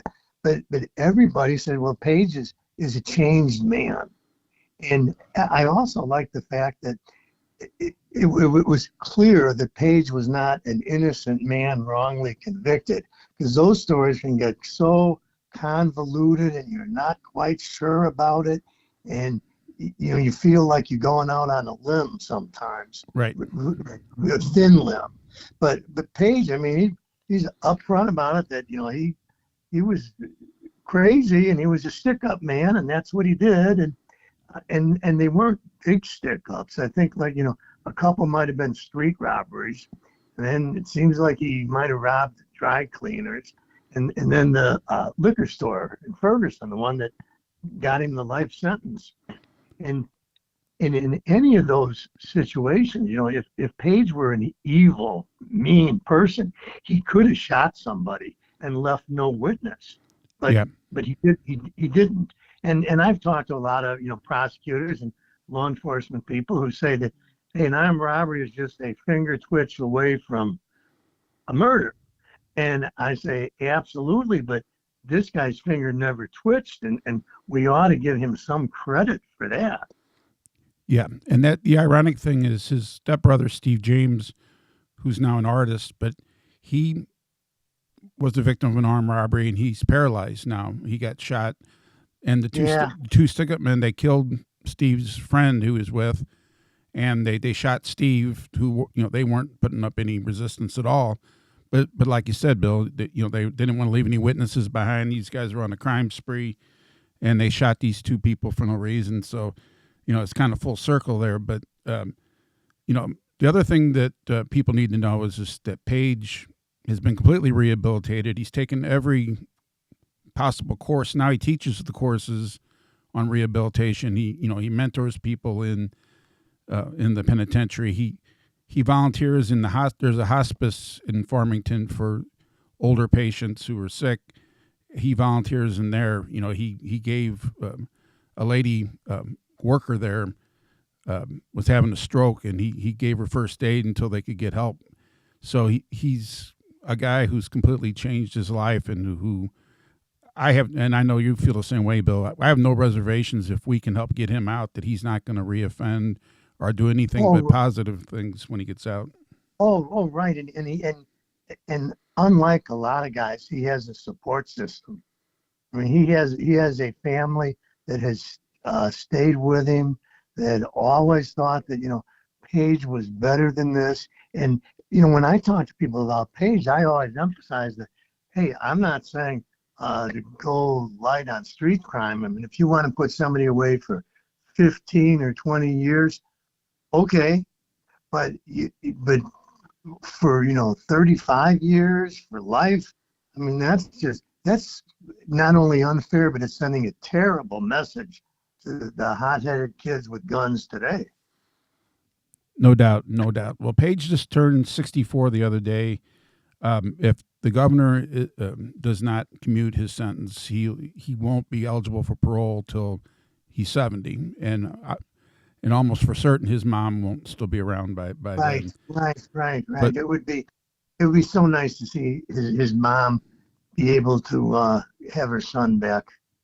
No doubt, Bill. Well, we'll stay on top of it. I really appreciate you doing this. I think it's really cool, John, that you guys from law enforcement are, backing Paige and saying that, hey, a man can change, and nobody's saying, let's, let him loose, let all the prisoners out. We're saying that this guy has more than paid his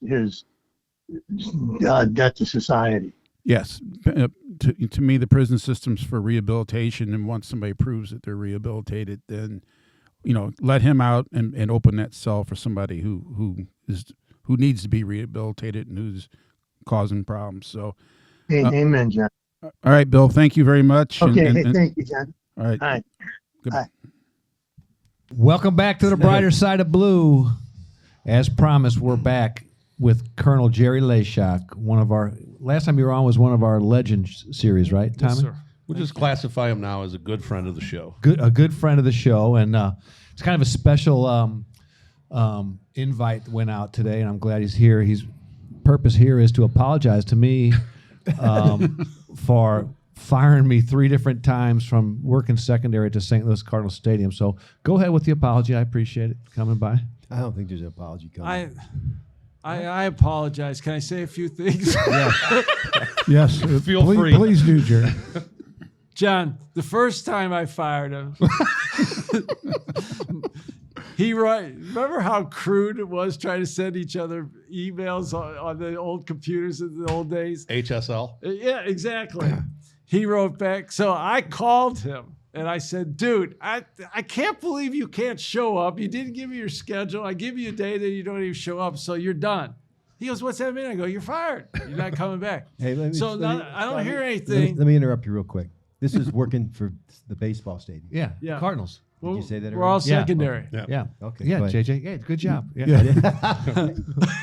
Denise, you hear that? Go ahead. All right, go Sorry, ahead. buddy. So the next day I go to work and I look at the computer and I have a message from Dan. He goes, Jerry, I understand that I had to be fired. He goes, fortunately, to continue the extra income for my family, my son has gotten the lawn cutting job. How old was he? Like 3? So I relent the next year, let him come. He makes 1 game and then stiffs me. And then finally, the 3rd season, he doesn't even send me the schedule. So I said, I was trying to bring you back. So you haven't even shown, but now you're fired. Be glad it was me and not Major Zambo, because not He'd have only beat me up. Oh, my gosh. So Johnny Burke could be tough too, but you wouldn't want to play around with Zambo, and he wasn't playing you not showing up. So Jerry, I was too scared of him I think not Jerry to show. he took advantage of your friendship. No. Oh, yeah, he did. Here, no. You're right, JJ. Yeah. Can I say something real quick? I got to tell you guys. First off, I love the Chief Moqua podcast, tremendous. But there was some interesting banter between Steve Dodge, Chief of Sunset Hills, Chief of Police, and Lieutenant Joyner. You got my back and on that. it's not that often that you'll see Steve Dodge get a little fired up. Yeah, he was a little fired up. he was, so he wanted to make his point. But I do think, it's a shame. A lot of people may not know who some of the people are that you guys bring on. And just for those that you don't know, I got to work with, in my capacity, Steve working for me in charge of SWAT. You're not going to get a harder worker, brighter And guy. smart. Can we just cut this out? Smart. No. And no, you can't. And just dedicated, faithful. Could never tell anybody how good I felt being next to him when we went out to Ferguson that first night. Oh, yeah. Which with the quick trip on fire, 300 yards away, and Steve was just cool, calm. We worked great together. I had big respect. Now, Lieutenant Joyner is an old friend of mine. I was there that night, early too. on, yes, you were. Yes, you were. But I mean, he's shoulder to shoulder with me. You and I met in the old 8. Right. And were immediately put on a softball team. We had a lot of fun with all that, right. Jim, and you've been a good, loyal friend for a long time. So that was a fun banter. I am kind of glad that some of Danny's family's getting on him about the kindness we've talked about. Yeah, I'm going to be kinder. JJ. Well, it's official that I'm every woman in Danny's life, family, that they prefer me for the podcast. Mama Howard, I'm their now favorite. Denise Mama is Howard protecting him. abandoned them. Mama Howard I was her number 1, but now. Did you sounds hear like Denise. JJ tell Chief Dodge that he's the chief of Candyland? That was a little out of bounds. You got to keep bringing that up. Yes. Hey, you guys know every time we say Dodge, we have to say something about Schicker Automotive because it's a Ford dealership. Yeah, we don't talk about Dodge. Chief Yeah. Dodge. Chief Dodge. Don't say just Dodge. Yeah, well, let's start calling him Chief Ford. Okay, Chief Ford. They have Dodge Rams and Washington. John or Schicker might Union. not like Yeah, that. Deal. very good. What did he say? They do have a Chrysler Dodge out in Schicker Ford. Oh, interesting. Yeah, Schicker has dealerships out in Union, Missouri. So And there is what? that. In a Ford dealership in Washington. Well, thanks for the apology. I know it came I from the am heart. very sorry. It was an explanation. And the I don't know if it was the a- fans thank you, Jerry, for firing Dan. I got to be honest. The 3 times that I worked, the 3 times that I was hired, How many games you worked total? I mean, probably, but I don't think I deserve to be fired the second time. Yeah, you did. Because I found a replacement, and so that when he called, the worst thing that happened to Colonel Leyshock was he called Officer Danny Howard, and Joe Schmo said, "I'm here for Danny Howard." Now, why'd that make you so mad? No, they used to get Zambo mad too because they would and Johnny Burke because they would pre-fill out where everybody went. All This- right. Well, this I'm is sorry true. then. I'm sorry. I Todd, learned from But anyway, I couldn't stand sitting there on a beautiful sunny day watching the Cardinals and watching people drinking ice cold Budweiser with nachos, and I'm in uniform. I'm like, man, I want to be them, not me. So, Thank Hey, goodness this- Brian had a grass cutting job. Well, here- could this there's a paper route. John, I got on late on the stadium. I later. I got on the department later, and I joined up, and I heard the stories about you firing Dan, and then when the year you brought him back, I said, I heard you're bringing. How do you remember this? I said, I heard you bringing Howard back this year. He goes, I already fired him. see, you were close. Jan, can I just I know this isn't about the Cardinals, but I don't even know if you remember this, but I sure do. You and I are working when we were partners. We're working at the stadium, both ranked, same rank. And it's one of those, the Cardinals have got nothing going. They couldn't win the world's get to the playoffs if they had Sandy Koufax. Mm-hmm. And we're just getting through this night. It's about 110 degrees out with the humidity same. And we get a call for a sick case as high as you could. This is the old stadium, as high as you could be up in the top row somewhere. And we go up there, and this elderly man having a heart attack, and his wife's standing there. So they told us that the EMT was on their way. So I just go down and I'm giving him mouth to mouth. I'm just trying to revive him. And somebody hits a home run as I'm doing the chest congestions. The fireworks are going off. It's surreal. Then I look at him. JJ. And he's like, no, you. No. And he's like this. Oh yeah, it made me queasy. Oh, I thought he was going to go down. Oh yeah, I felt a little queasy. Hey, Jerry, he faints if somebody drops their beer. I faint. I've always had a. Yeah, I'm not going to get into it. I This thought you were- was a critical incident. Colonel, I thought you were going to tell me you Critical looked at him. He was incident, I- watching the home run trot. No, I was No, watching. he Jerry. was I like this. I getting thought a little woozy. I was I- going to lose him, John. He's clapping. The Cardinals hit a home run. He's over there clapping. Guy's dying. High trying to fiving save people. a guy's life. Did the guy Colonel, we just got done with doing a show with Bill McClellan. It hasn't been aired yet, but he mentioned. I don't remember what the context was, but he mentioned the picture in the Sports Illustrated. He thought it was Russo, though, right? That when McGuire hit the home run and they took that picture and he was front and center in the background, it was you. Yeah. Yeah. It Yep, was. I remember that clear as And day. Bob Dunnigan. And who? Bob Dunnigan, Lieutenant Dunnigan. And there was another one with Dickie Beeler and Zambo Yeah. also. Yeah. Okay. I got to stand behind home plate on that. Yeah.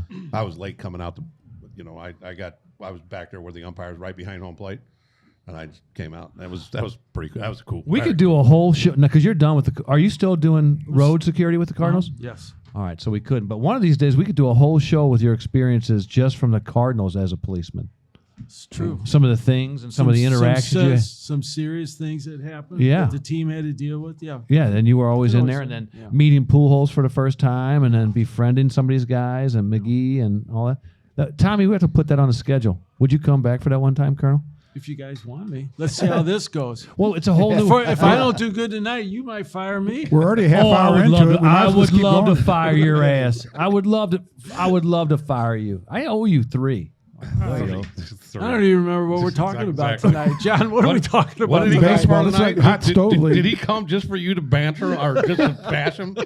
Hey, all right, Jerry. Thanks for coming. Thanks for Jerry, swinging show by. up. Then he forces an apology out of me. Holy smokes. All right, Jerry. See you later. Thank you. Thank you. No, we will do it. I'd like to acknowledge too. We've gotten a lot of comments from followers about your your precise prediction of the Tyson fight. Oh yeah, You people hit are it- talking about that. Right on. It was like Nostradamus-like. Thanks, John. I feel like I was hoodwinked for that whole thing, and I won't fall for that again. Boondoggle.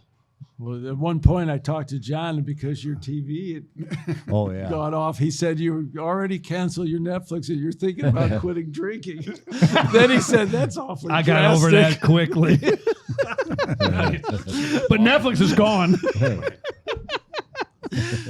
I just felt hoodwinked for the whole thing. Hey, but honestly, the reason we brought you here is do you have something else, producer John? Because you're biting your lip or having a seizure, or can you just start compressions on him? No, you'll get woozy. I just want to see Dan pass out. What were you going to say? Were you going to say something?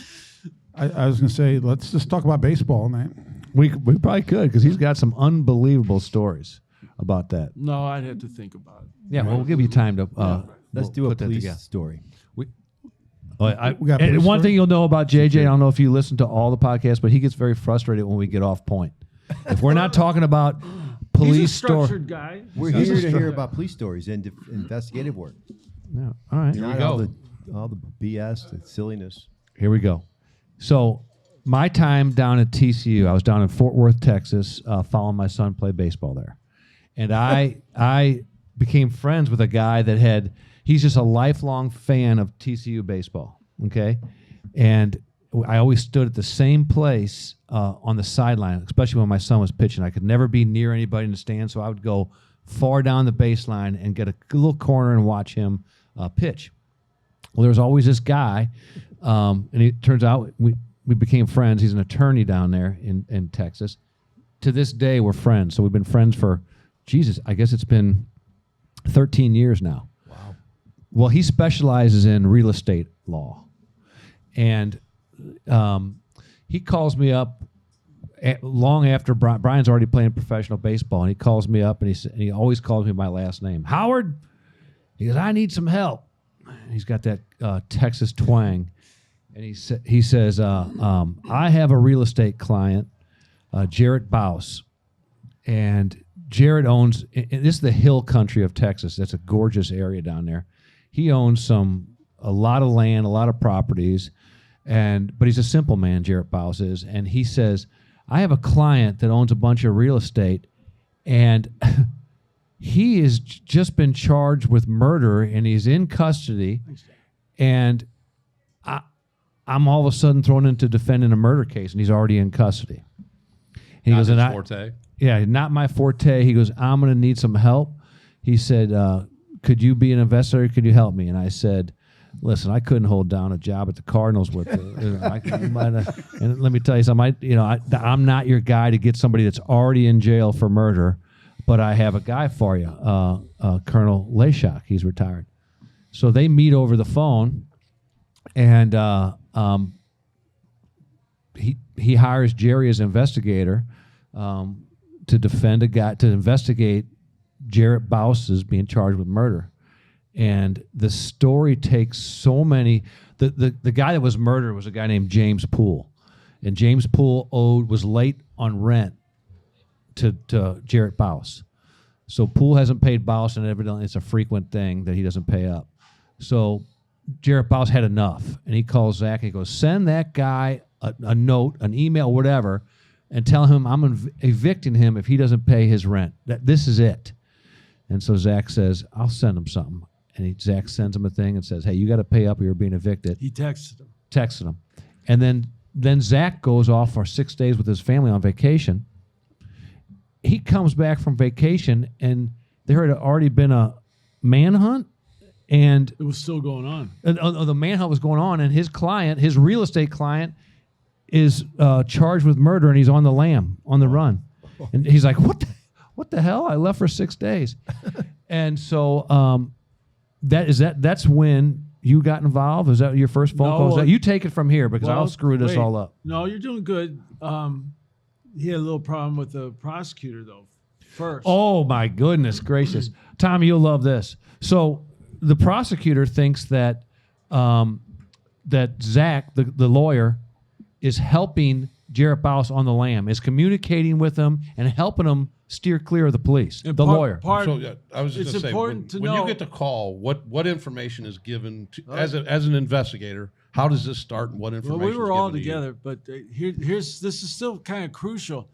Zach is the last message the victim has on his phone, so they were really pretty suspicious of Zach in a way.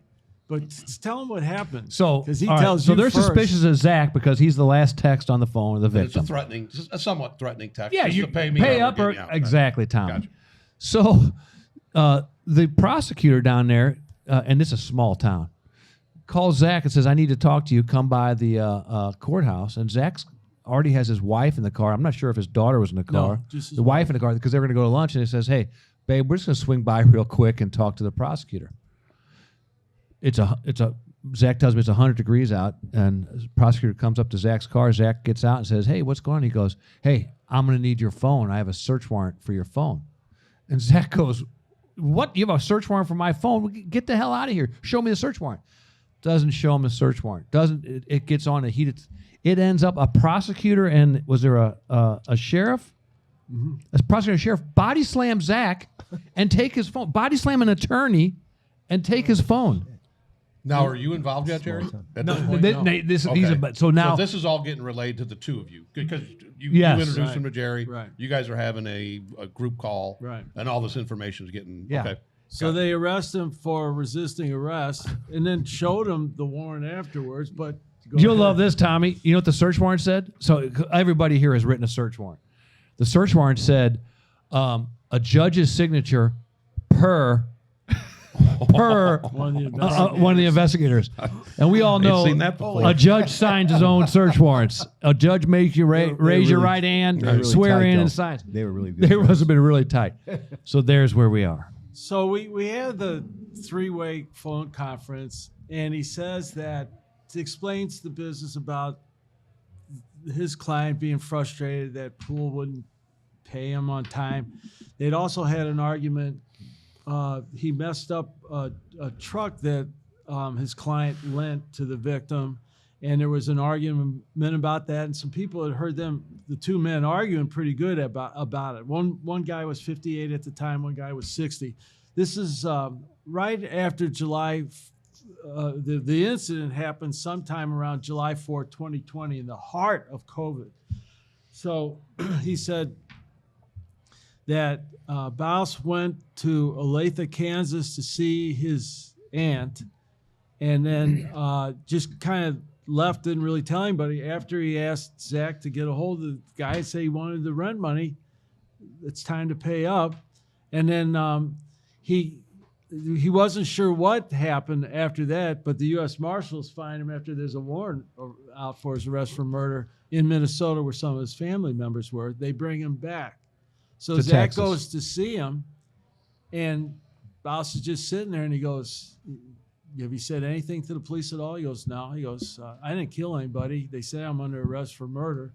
Wow. He goes, "Well, you're going to need an attorney." He goes, "I don't need an attorney.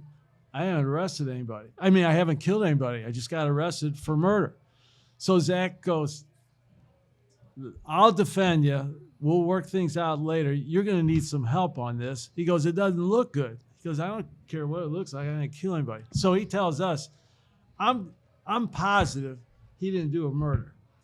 And he says, Zach so we're says. just going to, Zach says, the attorney says, I need you to just, he ended up in Olathe, Kansas at some point, and we've already had a bond hearing set at $1 million.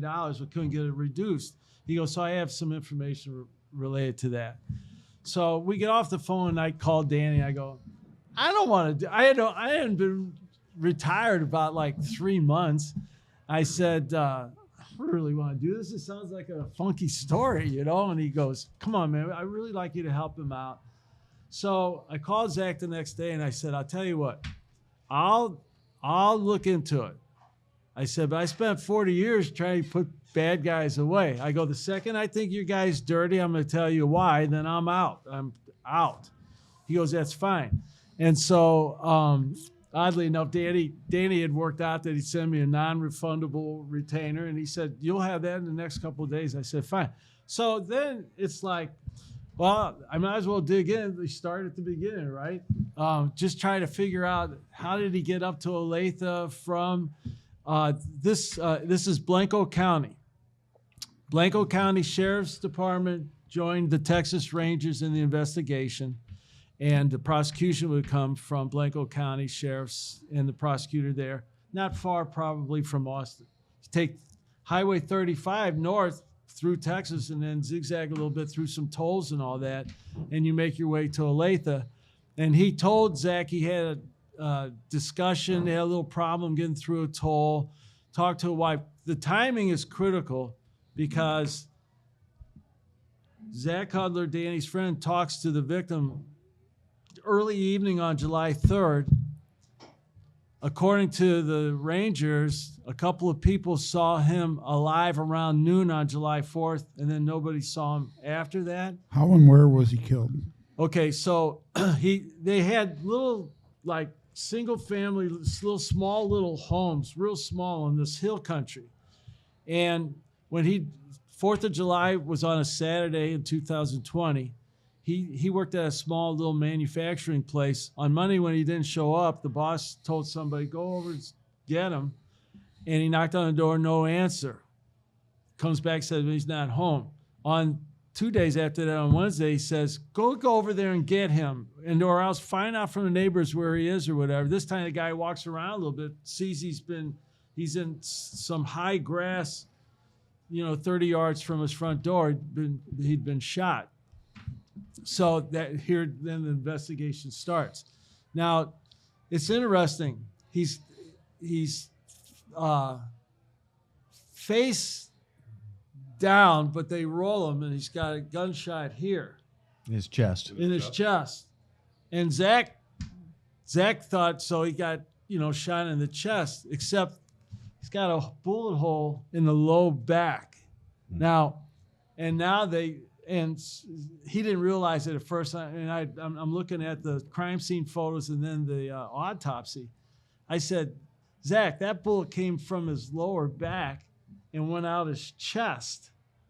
And he goes, well, how's that possible? And so then I talked to somebody I think is the best private investigator in St. Louis, Bob Tom Muir. And we talked a lot on this case. He's such a just savvy investigator. Unbelievable. Everybody knows. Yes. He's unbelievable. And he let me have his a desk in his office area. And so we're there every day talking about stuff. He has a little dummy where you can stick a high pin through it, and we were doing angles, and it looked to us like maybe the victim was falling forward, gets shot, so his head's out in front of his body, and it goes through his chest. Probably what happened. And then there's another guy that we all love, Freddie Stith, and he was asking me what I was doing. He said, I heard you doing something, and I told him about it. He goes, I guarantee you a female killed that guy. After I told him like the trajectory and all that, I go, all right, that's good. Good. Food for thought. Thanks, Freddie. Yeah. But I did tell Zach, he goes, what do you think? I go, I think it's sloppy for a guy, By the way, at one point, this client just would not give Zach a lot of information. He's really eccentric, very eccentric.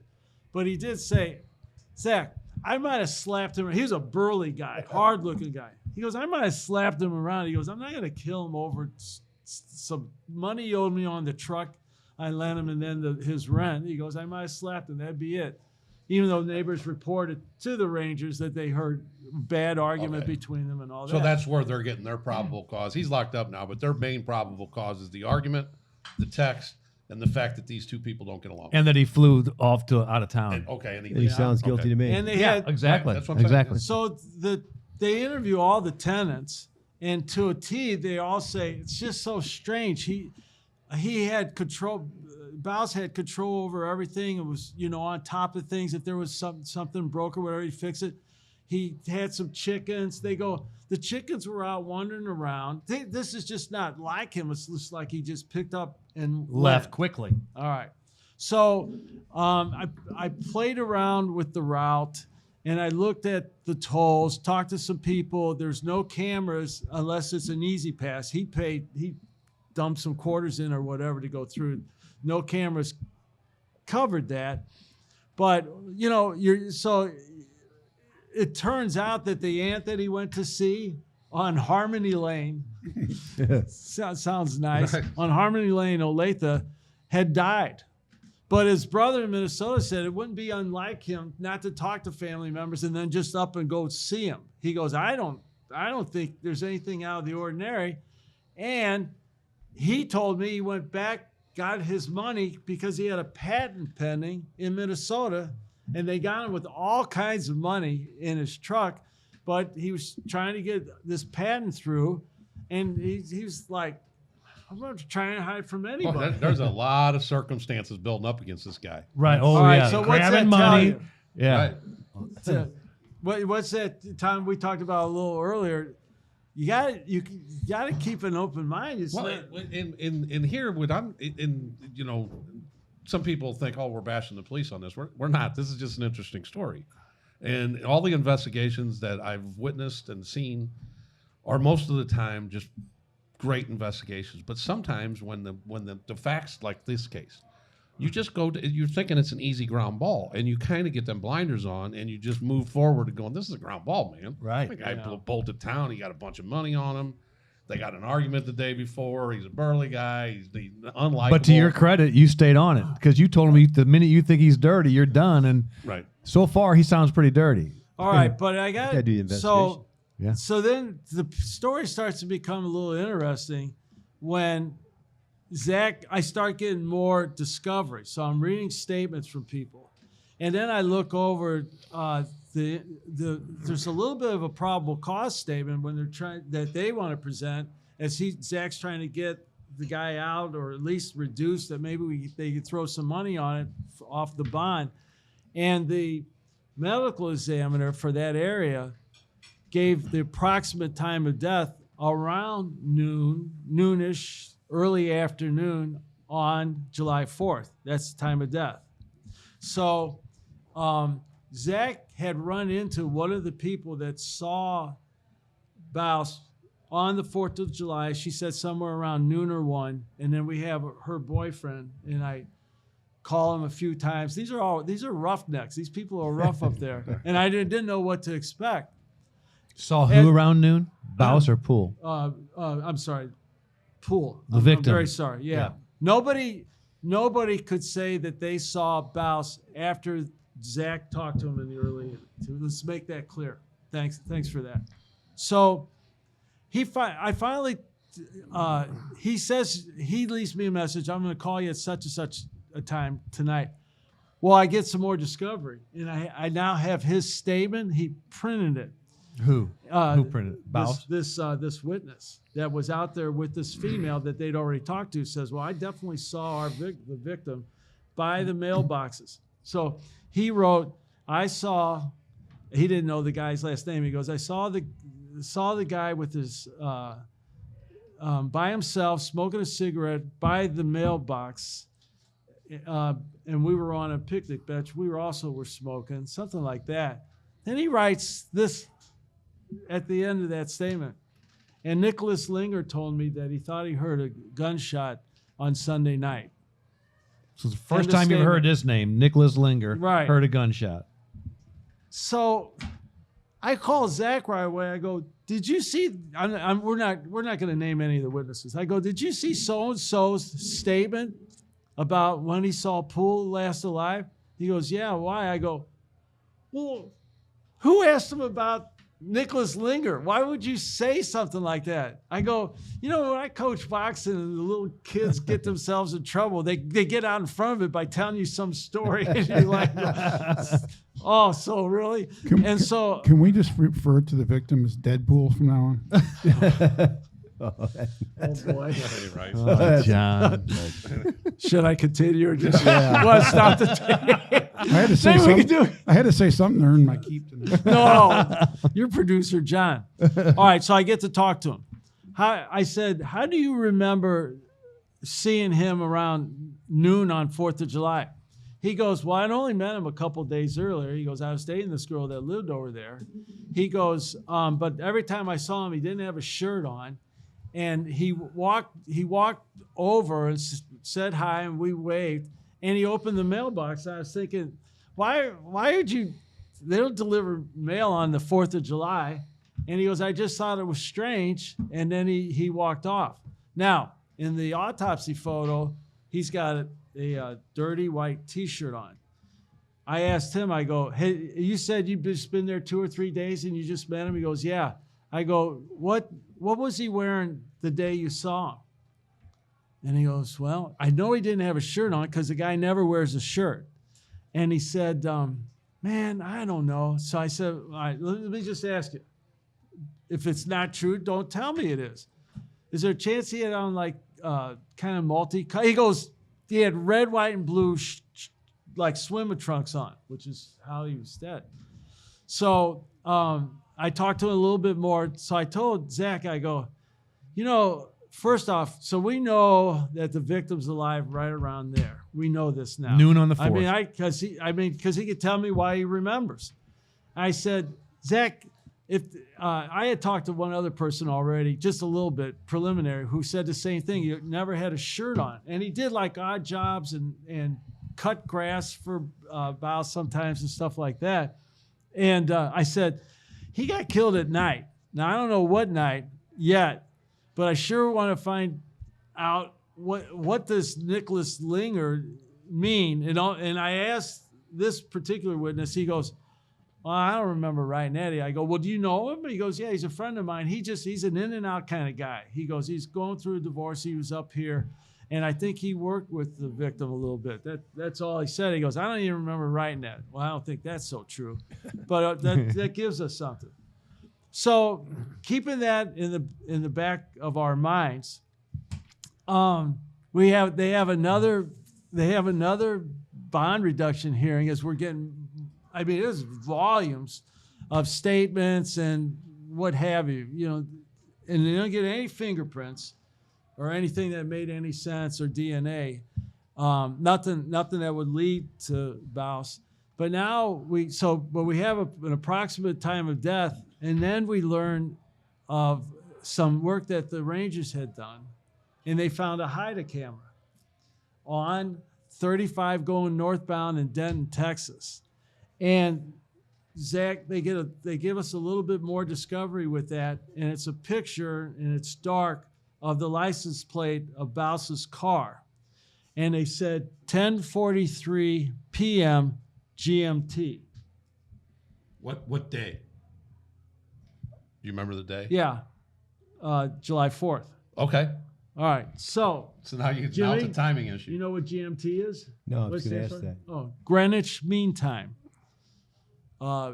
Portugal, their timing system is Greenwich Mean Time, like Boeing, those guys. It's kind of the universal time stamp. It is. Out of Greenwich, United Kingdom. Yeah. Yeah, exactly. Best way to describe it. And it's weird. Try to look at their timetables, and you can look at different sites. It's not super precise. It's weird. But you could go on your phone right now and say, hey, Sarah, what time is it right now in GMT? So the formula would be, it looks like the most consistent formula is, it's for Central Daylight Time, it's a 6-hour difference. Now keep in mind the license plate is dark, and this is Denton, Texas, going northbound. We get the sense, well, first off, it's not AM or PM, it's GMT. They have put in the police report PM. They added PM, which doesn't exist. Right, doesn't exist. So Zach and I are talking about it. I go, this is 4:43 a.m. It's about a 4-hour drive from Blanco to Denton. And it's about a 6 to 7 hour drive from Denton to Olathe. And Danny, if you remember, Zach mentioned this. He said that, Bouse said that on the 4th of July, that he left around maybe 10 or 11 at night, took a little nap, but was heading to Olathe because he thought there wouldn't be a lot of traffic. He got lost, wasn't using his phone, because they could never ping it until, I'll say that a little bit later, when they finally did ping it, when he finally turned it on.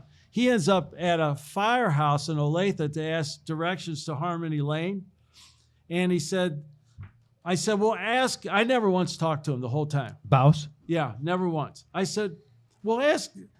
I looked it up. There's 8 firehouses. Ask him if there's anything he remembers about it, and then a day or two later says, "Yeah," he said it looked like it was kind of conjoined to a police station. Well, there's only 2 like that. So I called there. The fire chief wouldn't talk to me, and about 2 days later, their city councilor calls me. He goes, "Hey, my name's so-and-so. I don't know you, and you don't know me, but you're making a lot of people nervous at that firehouse over there." He goes, "Can you tell me what's going on?" And I tell him. He goes, "Wow." I go, "I'm looking to see if they have an African-American fireman that gave directions, wrote them down, wouldn't let them go in the station house because it was COVID, but that our guy remembers them barbecuing outside, and he thought it was somewhere in the early afternoon on July 4th because he left the morning before." So back to the GMT. I said, "That's got to be 4:43 a.m." And I had looked it up. The sun didn't come up till like 40 minutes later on that July 4th. That's why it's dark. They think it's at night. To my mind, he's telling the truth. He's on his way to Olathe. He's not there. Look how far away he is. He couldn't be there. When people see the victim alive at noon. So he goes, the city councilor goes, "I'm going to look into it." He goes, "But if I say no, no is no." I said, "Fine." Calls me the next day. He goes, "I have a name for you."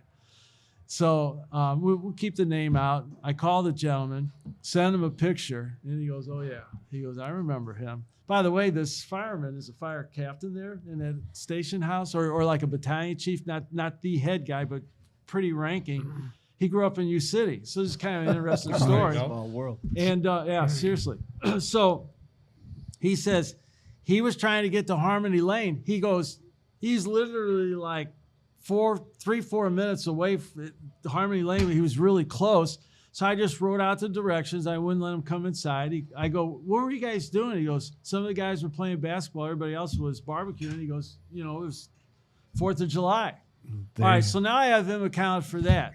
Another thing that he said was that on July 5th, he was driving around, and kind of in a way, I think that he went to this house and now discovers the aunt is dead, but he's still in the area, and drove a Suburban.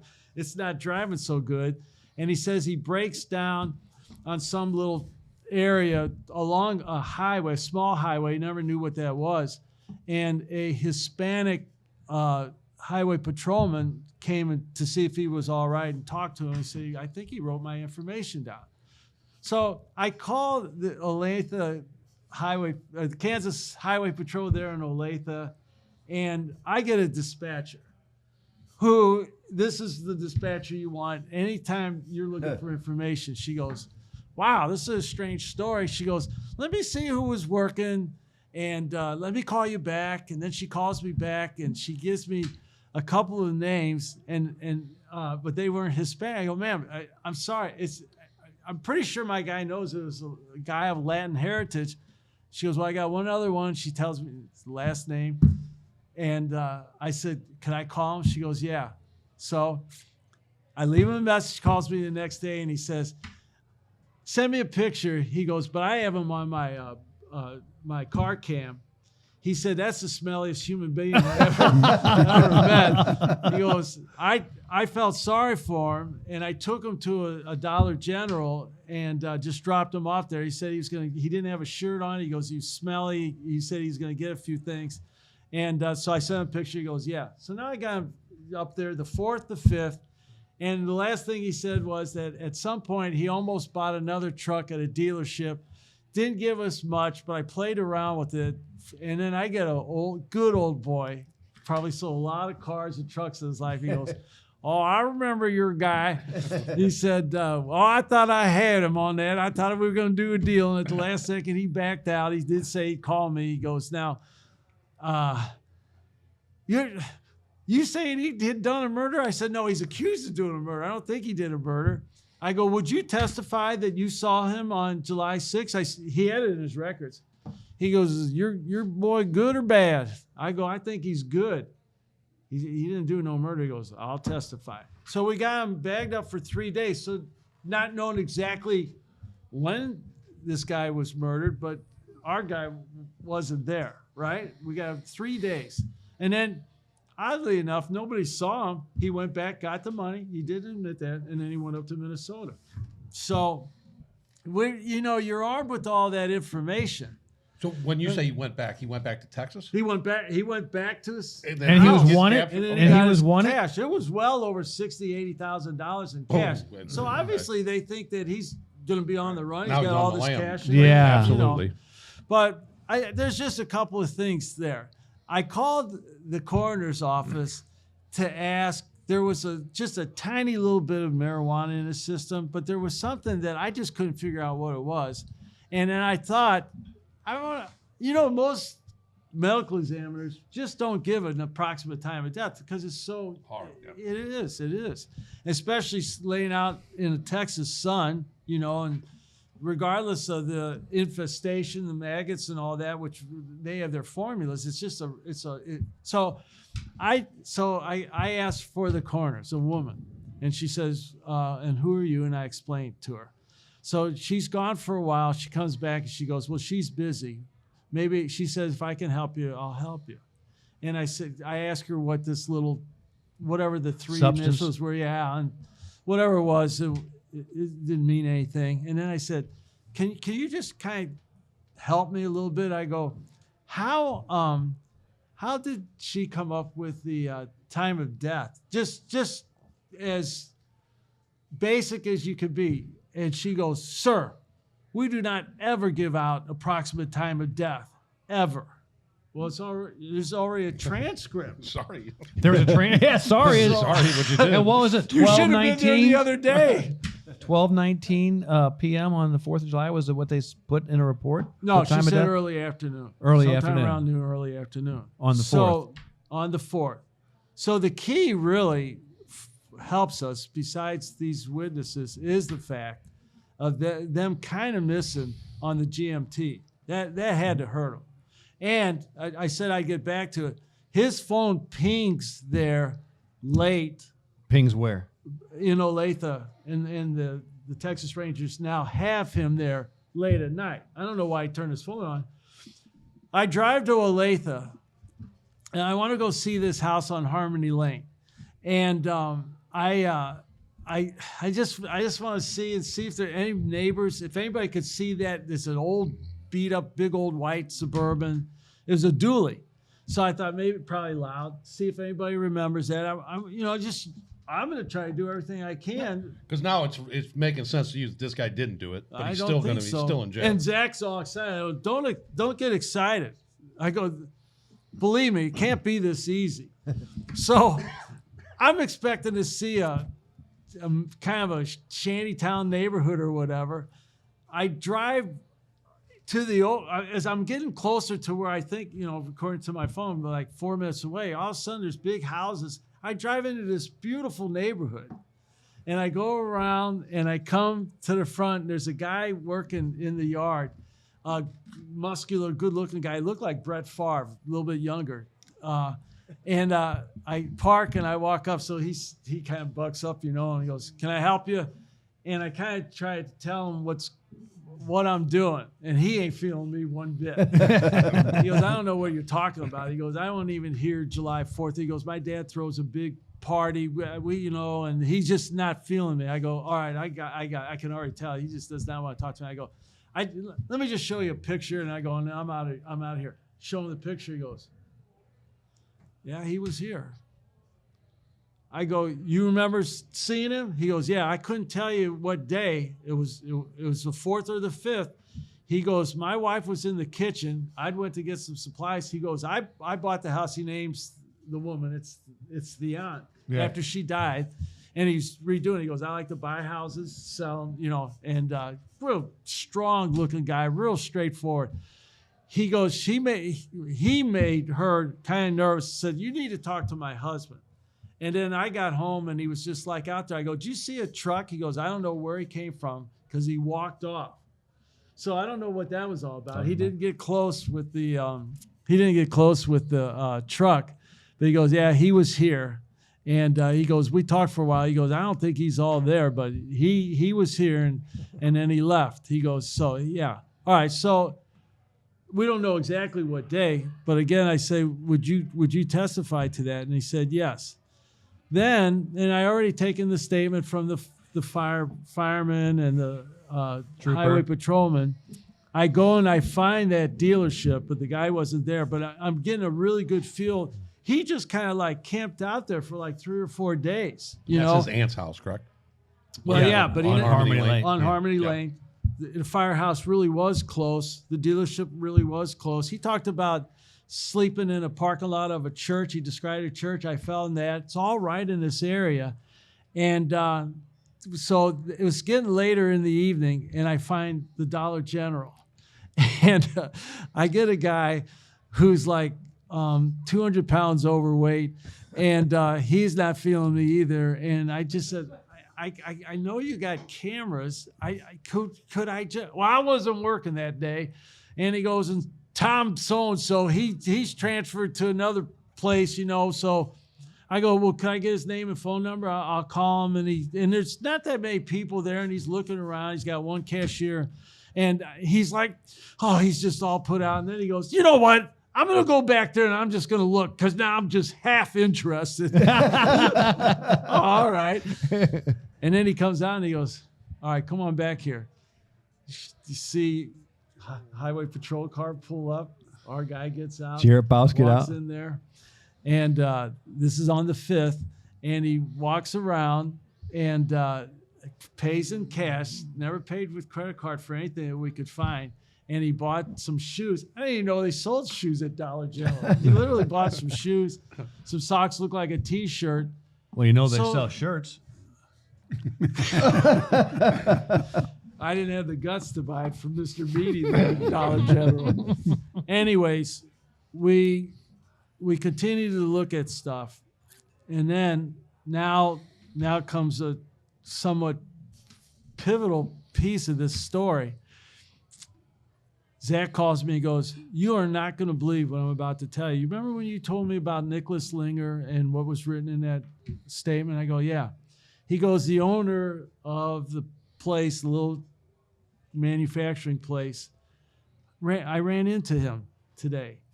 And he said, man, he goes, is your guy good for this murder?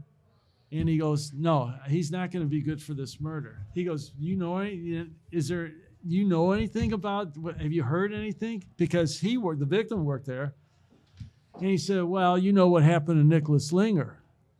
And Zach goes, no, I don't. He goes, well, I'm gonna mail you. And he goes, I'll take it back. I'm gonna have one of my people bring you a newspaper article. I'm not gonna say anything else. You read the newspaper article.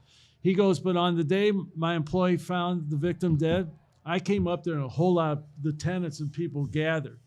He said, Nicholas Linger had quit like 2 weeks before. I knew he was a drifter. He goes, but he was standing there. And he wouldn't look at me. He goes, but I noticed that he was standing there. at the scene where Poole was dead, where they had found the body. All right? So he just said, I just thought it was strange. So Zach says, I got the newspaper article, and he makes a copy, sends it to me.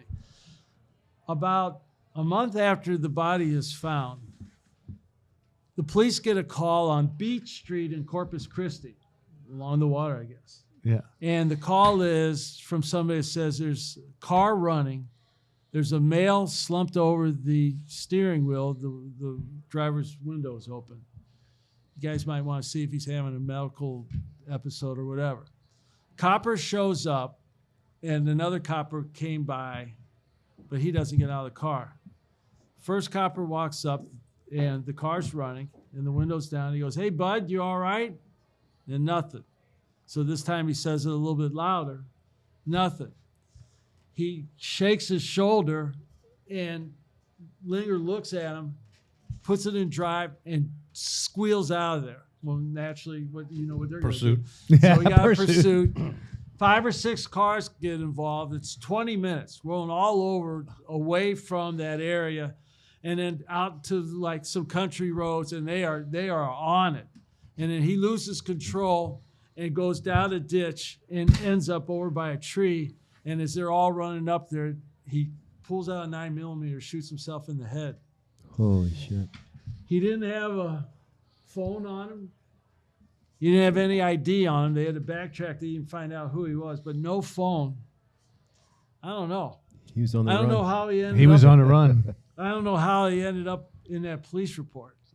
And then this owner of this little manufacturing plant gets back with Zach and he goes, hey, I've been thinking about it. He goes, I'm just going to throw this out there. Maybe your investigator can look at it.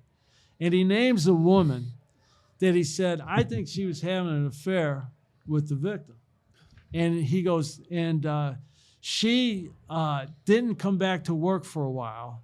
And he gives the name, but she goes, she's back there now. He goes, she's a nasty gal.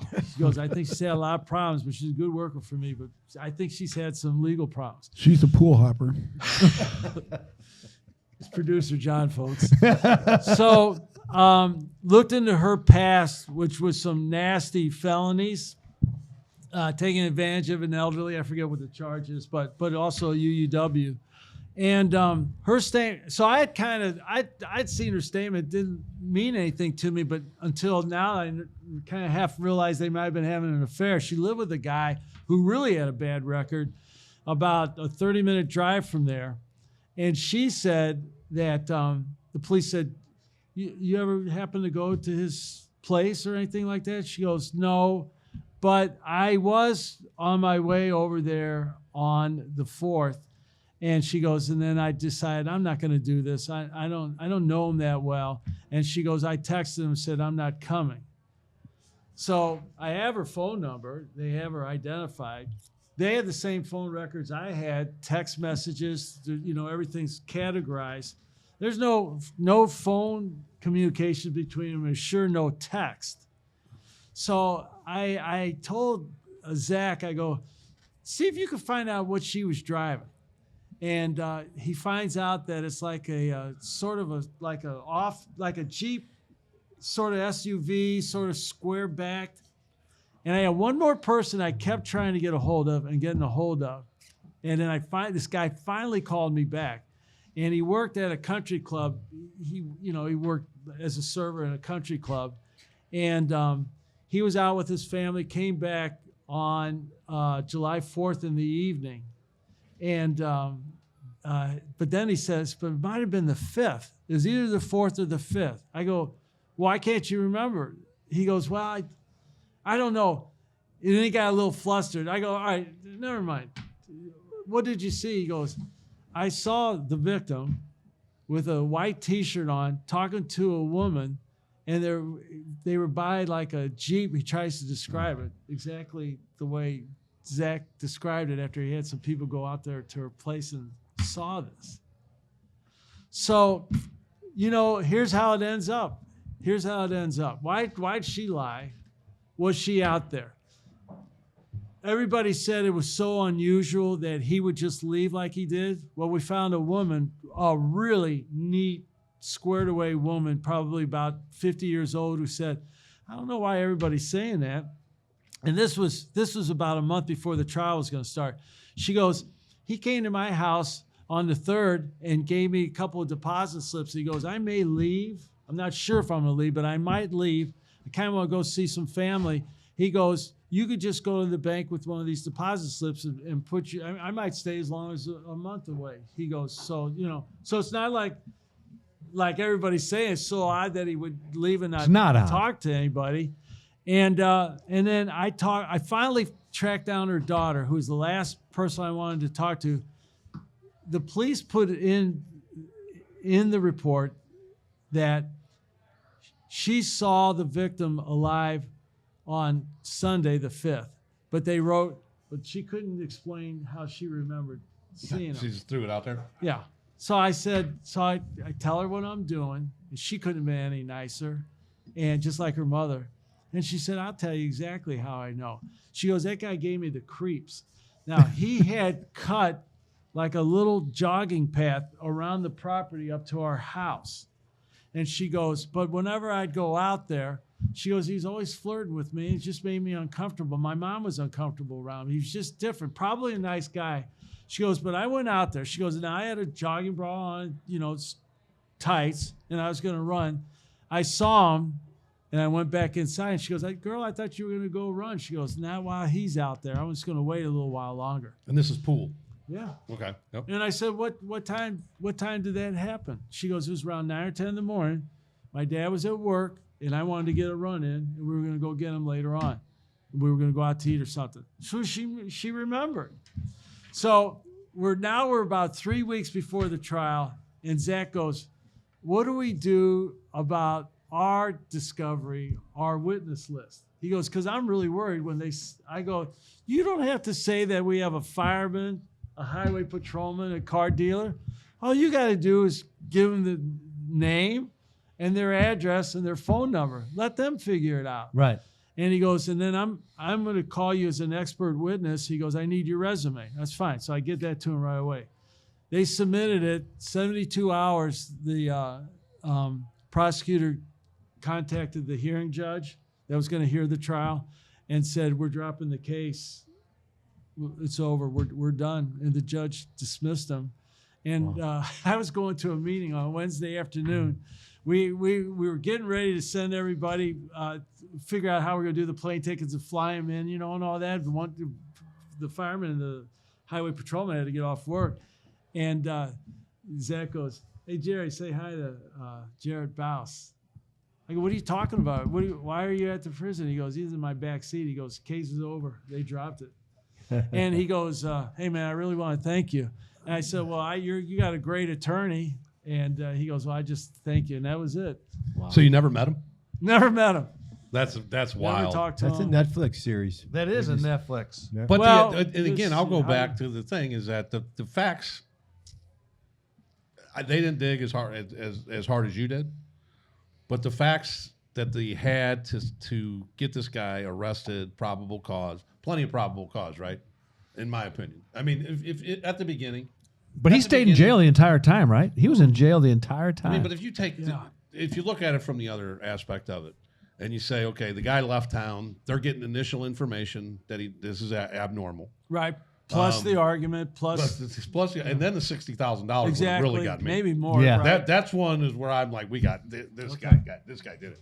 And again, when you're an investigator sometimes and you look at all them facts, you're like, we got this, but you didn't go to the work that you did is incredible to find that stuff, because this guy would have been convicted of murder. Well, the investigators aren't looking to find him not guilty. They're looking to make him guilty. right.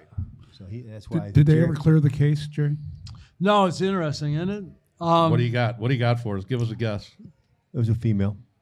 I'm with Freddie. As soon as you brought that up, is that gal that was there? I don't know why she would kill him, but Well, I thought of this too. The guy that she lived with was nasty. Maybe he came up there, but the bullet back here, and he's leaning forward. Did he get shoved, or was he? The gun comes out, tries to run away, and he's tripping, falling. and exactly. That's all interesting. But why the Nicholas Linger thought he heard a gunshot, and he's riding around right, and without then he kills himself. without a phone. Yeah. and kills himself. Now, Kills himself. So that caliber of that pistol was a 9mm. Did not match to what they thought was a small Oh, he arms probably ditched that. gun. But but I don't know. I told Zach I'd love to talk to the investigators, and he goes, "Hey, Jerry, our job was to prove that our guy is innocent. You do what you want." He goes, "But that's not our job." I go, "Yeah, but that's the policeman and all of us." What do you want to hear? But they never called me back. Did they ever apologize to Zach for body slamming him over that bullshit warrant? Yeah, I don't think so. Colonel, I I don't remember know. you were telling me you were thinking about taking this case, and you definitely emphasized to me, if I think the first time I think he's guilty, I'm done. So Yeah. Oh yeah. that's Yeah. just Yeah. policeman in you. Well, I can't Just understand. to let Zach know. No, they got him. Right. I think it was. I mean, But I like think Danny I just do said, agree this with guy's you. in jail. This guy goes to prison for his life if you don't. If you don't, do this. You Yeah, he guys owes think you. that if they'd have had a jury trial, of course, I don't know how Oh, I don't know how they get around the timeline. Well, if there's They no wouldn't even- defense, if they don't have that's not easy to do, and just to take. and work all them facts together, and everything fits together as your puzzle. As you're putting together your puzzle, everything fit together for you. If you don't have that guy, he's in jail. I think he gets convicted. That part. I think he gets But convicted. who was going to be the investigator for the defense besides you? I mean, they weren't going to do it. Probably anything. The attorneys aren't going to do anything. That's why they were. Well, no, smartly- he would have. He maybe if Zach had hired somebody like Yeah, the Tom Muir or best John thing that Heffley, happened for right. Baus Then was they me get a good saying no. I mean, Tom Muir and Heffley and Jerry, those That's guys, why he's and they've still all gotten a free man. What did you say? I said the best thing that happened to Baus was me saying no and giving the case to you. yeah, you're gonna have fired 3 times. He'd be sitting in a chair down in Texas getting ready to get. Wow. But I think No, it's but Jerry brought up some. Bob Tomier and John Heffley do this on a regular basis, yeah. and they've both Well, gotten. Tom Muir's. And they've both gotten guys out of Innocent off murder people out, yeah. trials and stuff like that. And then again, everybody oh, you're working for the other side. You're not really. Again, like we said, sometimes there are mistakes made. And Yeah. and I'm Hey, not trying to blame Jerry, anybody. how long did this whole thing play out? I mean, how long were you down in Texas and this I never went to investigation? Texas, but Olathe, but more just all the research of trying to track people down. 7-8 months. Really? Yeah. He spent Yeah. 7 or 8 months in jail Oh, for He yeah. was something. 3 weeks away. He wasn't even close. Yeah. 3 It was weeks going to away. be supposedly it was going to be the first trial in Texas, first felony trial Blanco in County? Texas, in the state of Texas because of COVID. It was going to be the Wow. first felony trial. After COVID. By now, yes. I'm sorry. In So you saw that 10:43 p.m. GMT, and that didn't sound I right. mean, to- I didn't even. I'll be honest. I had heard of GMT, but I never looked into it. But when I looked into it, there's no AM or PM, and I thought, wait a second. I think they're wrong here. I think it was 4:43. 4:43 a.m. I'm thinking right off, and I wouldn't even probably notice the GMT because I would have thought it was like CMT, PMT, or Right. Mountain Time, it's or like, yeah, oh, it must be an hour one way or the other. Yeah. or that's the regular time. yeah. No, but I had to look up the formula. It would take about 4 hours. He said he left. He thought maybe a little before midnight. He did say I took a nap. It's about 4 hours from Blanco to Denton, and another 6 or 7 hours. I mean, it is the timeline to where the fireman puts them there around noon or 1 while they're barbecuing, playing basketball. He's crossing the height camera at about. He the never time it lied would to you. take. Everything he said I'm was the telling you, truth. it's true. Everything he said was the Didn't lie truth. about anything. Yeah. Didn't need to. Yeah, he didn't need to, and he was always really calm about it, wasn't he? You told me. He just said, Well, "I that's what didn't Zach kill said, anybody." 'cause I know, Now, that's Kurt- what Zach said. now, He Kurt- said he didn't even need an attorney. I didn't kill anybody. You think you'll get a Christmas Yeah, I don't card need from an him? attorney. Yeah. Do you think you'll get Oh, a yeah, Christmas he's card an from him? attorney. No, I don't think so. You should. Yeah, you damn right you should. No, There's- and the other thing is that a guy that you're talking about a guy that doesn't wear shirts. He smells, or Or he just had a bad day. I or, don't know yeah, if he or always whatever. And he's smells. going into Dollar General, and then the next thing you know, he's in Minnesota with $60K. Those are just odd things. Odd things. That is. odd What did he stuff. pet? You know, Shirts. no Deodorant? some form of farm equipment. Okay. And he'd had a patent on something else before. He's supposedly really handy with his hands and farm equipment and all that. Hey, he's just an eccentric guy that just wanted to be by himself and get paid on time. You The know, next thing you know, you're sitting in jail with a yeah. $1 million I couldn't bond. imagine. He's got this nasty Suburban. He's eccentric, doesn't dress that well, doesn't smell that well sometimes, whatever the heck. Evidently, the 10 acres of land that he has in the hill country is worth gazillions. It's worth a ton of Yeah. money. Yeah. Right. Yeah. So Just- You should write a book on this one.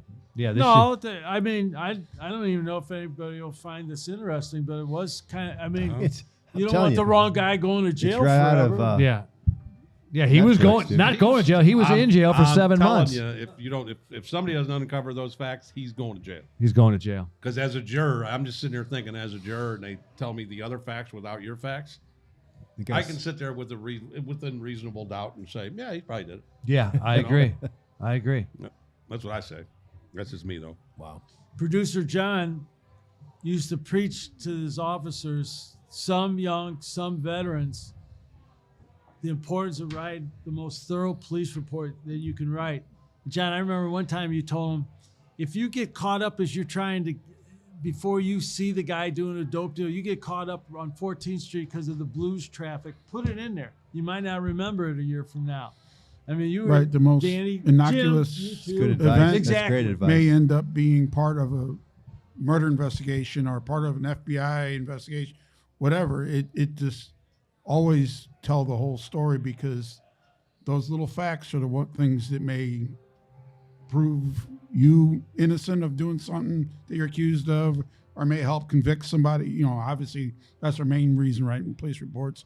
But I always hated it when coppers shortcutted reports. No, Yeah, I was exactly. gonna say that. Colonel, one question I'm a little unclear on is you called the medical examiner's office and she said, hey, we never give a time. Right. But who gave a time? The actual coroner, as part of their probable cause in a bond hearing. In a bond hearing. And she said it.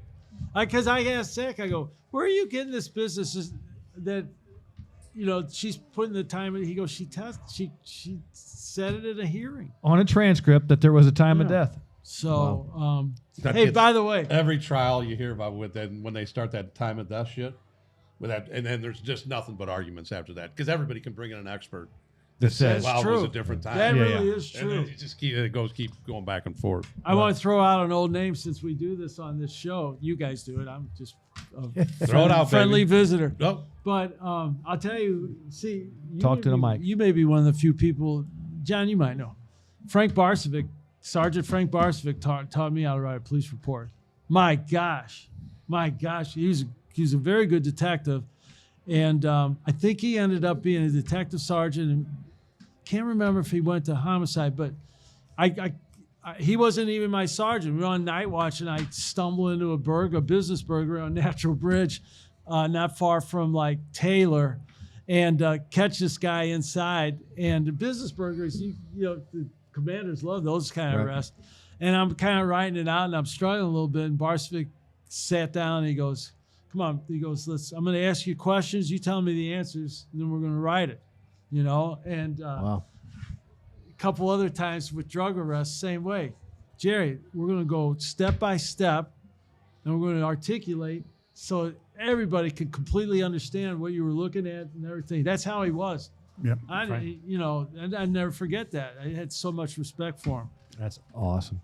Colonel, we're going to have you back on to talk about experiences at the Cardinals, because I know there's a million stories, but this story was just phenomenal. This is that should mind make you boggling. feel good. Yeah. I mean, that should make you feel. I mean, Proud. obviously, you do a lot of things that help a lot of people out with the boxing and everything, and the stuff you do with the youth.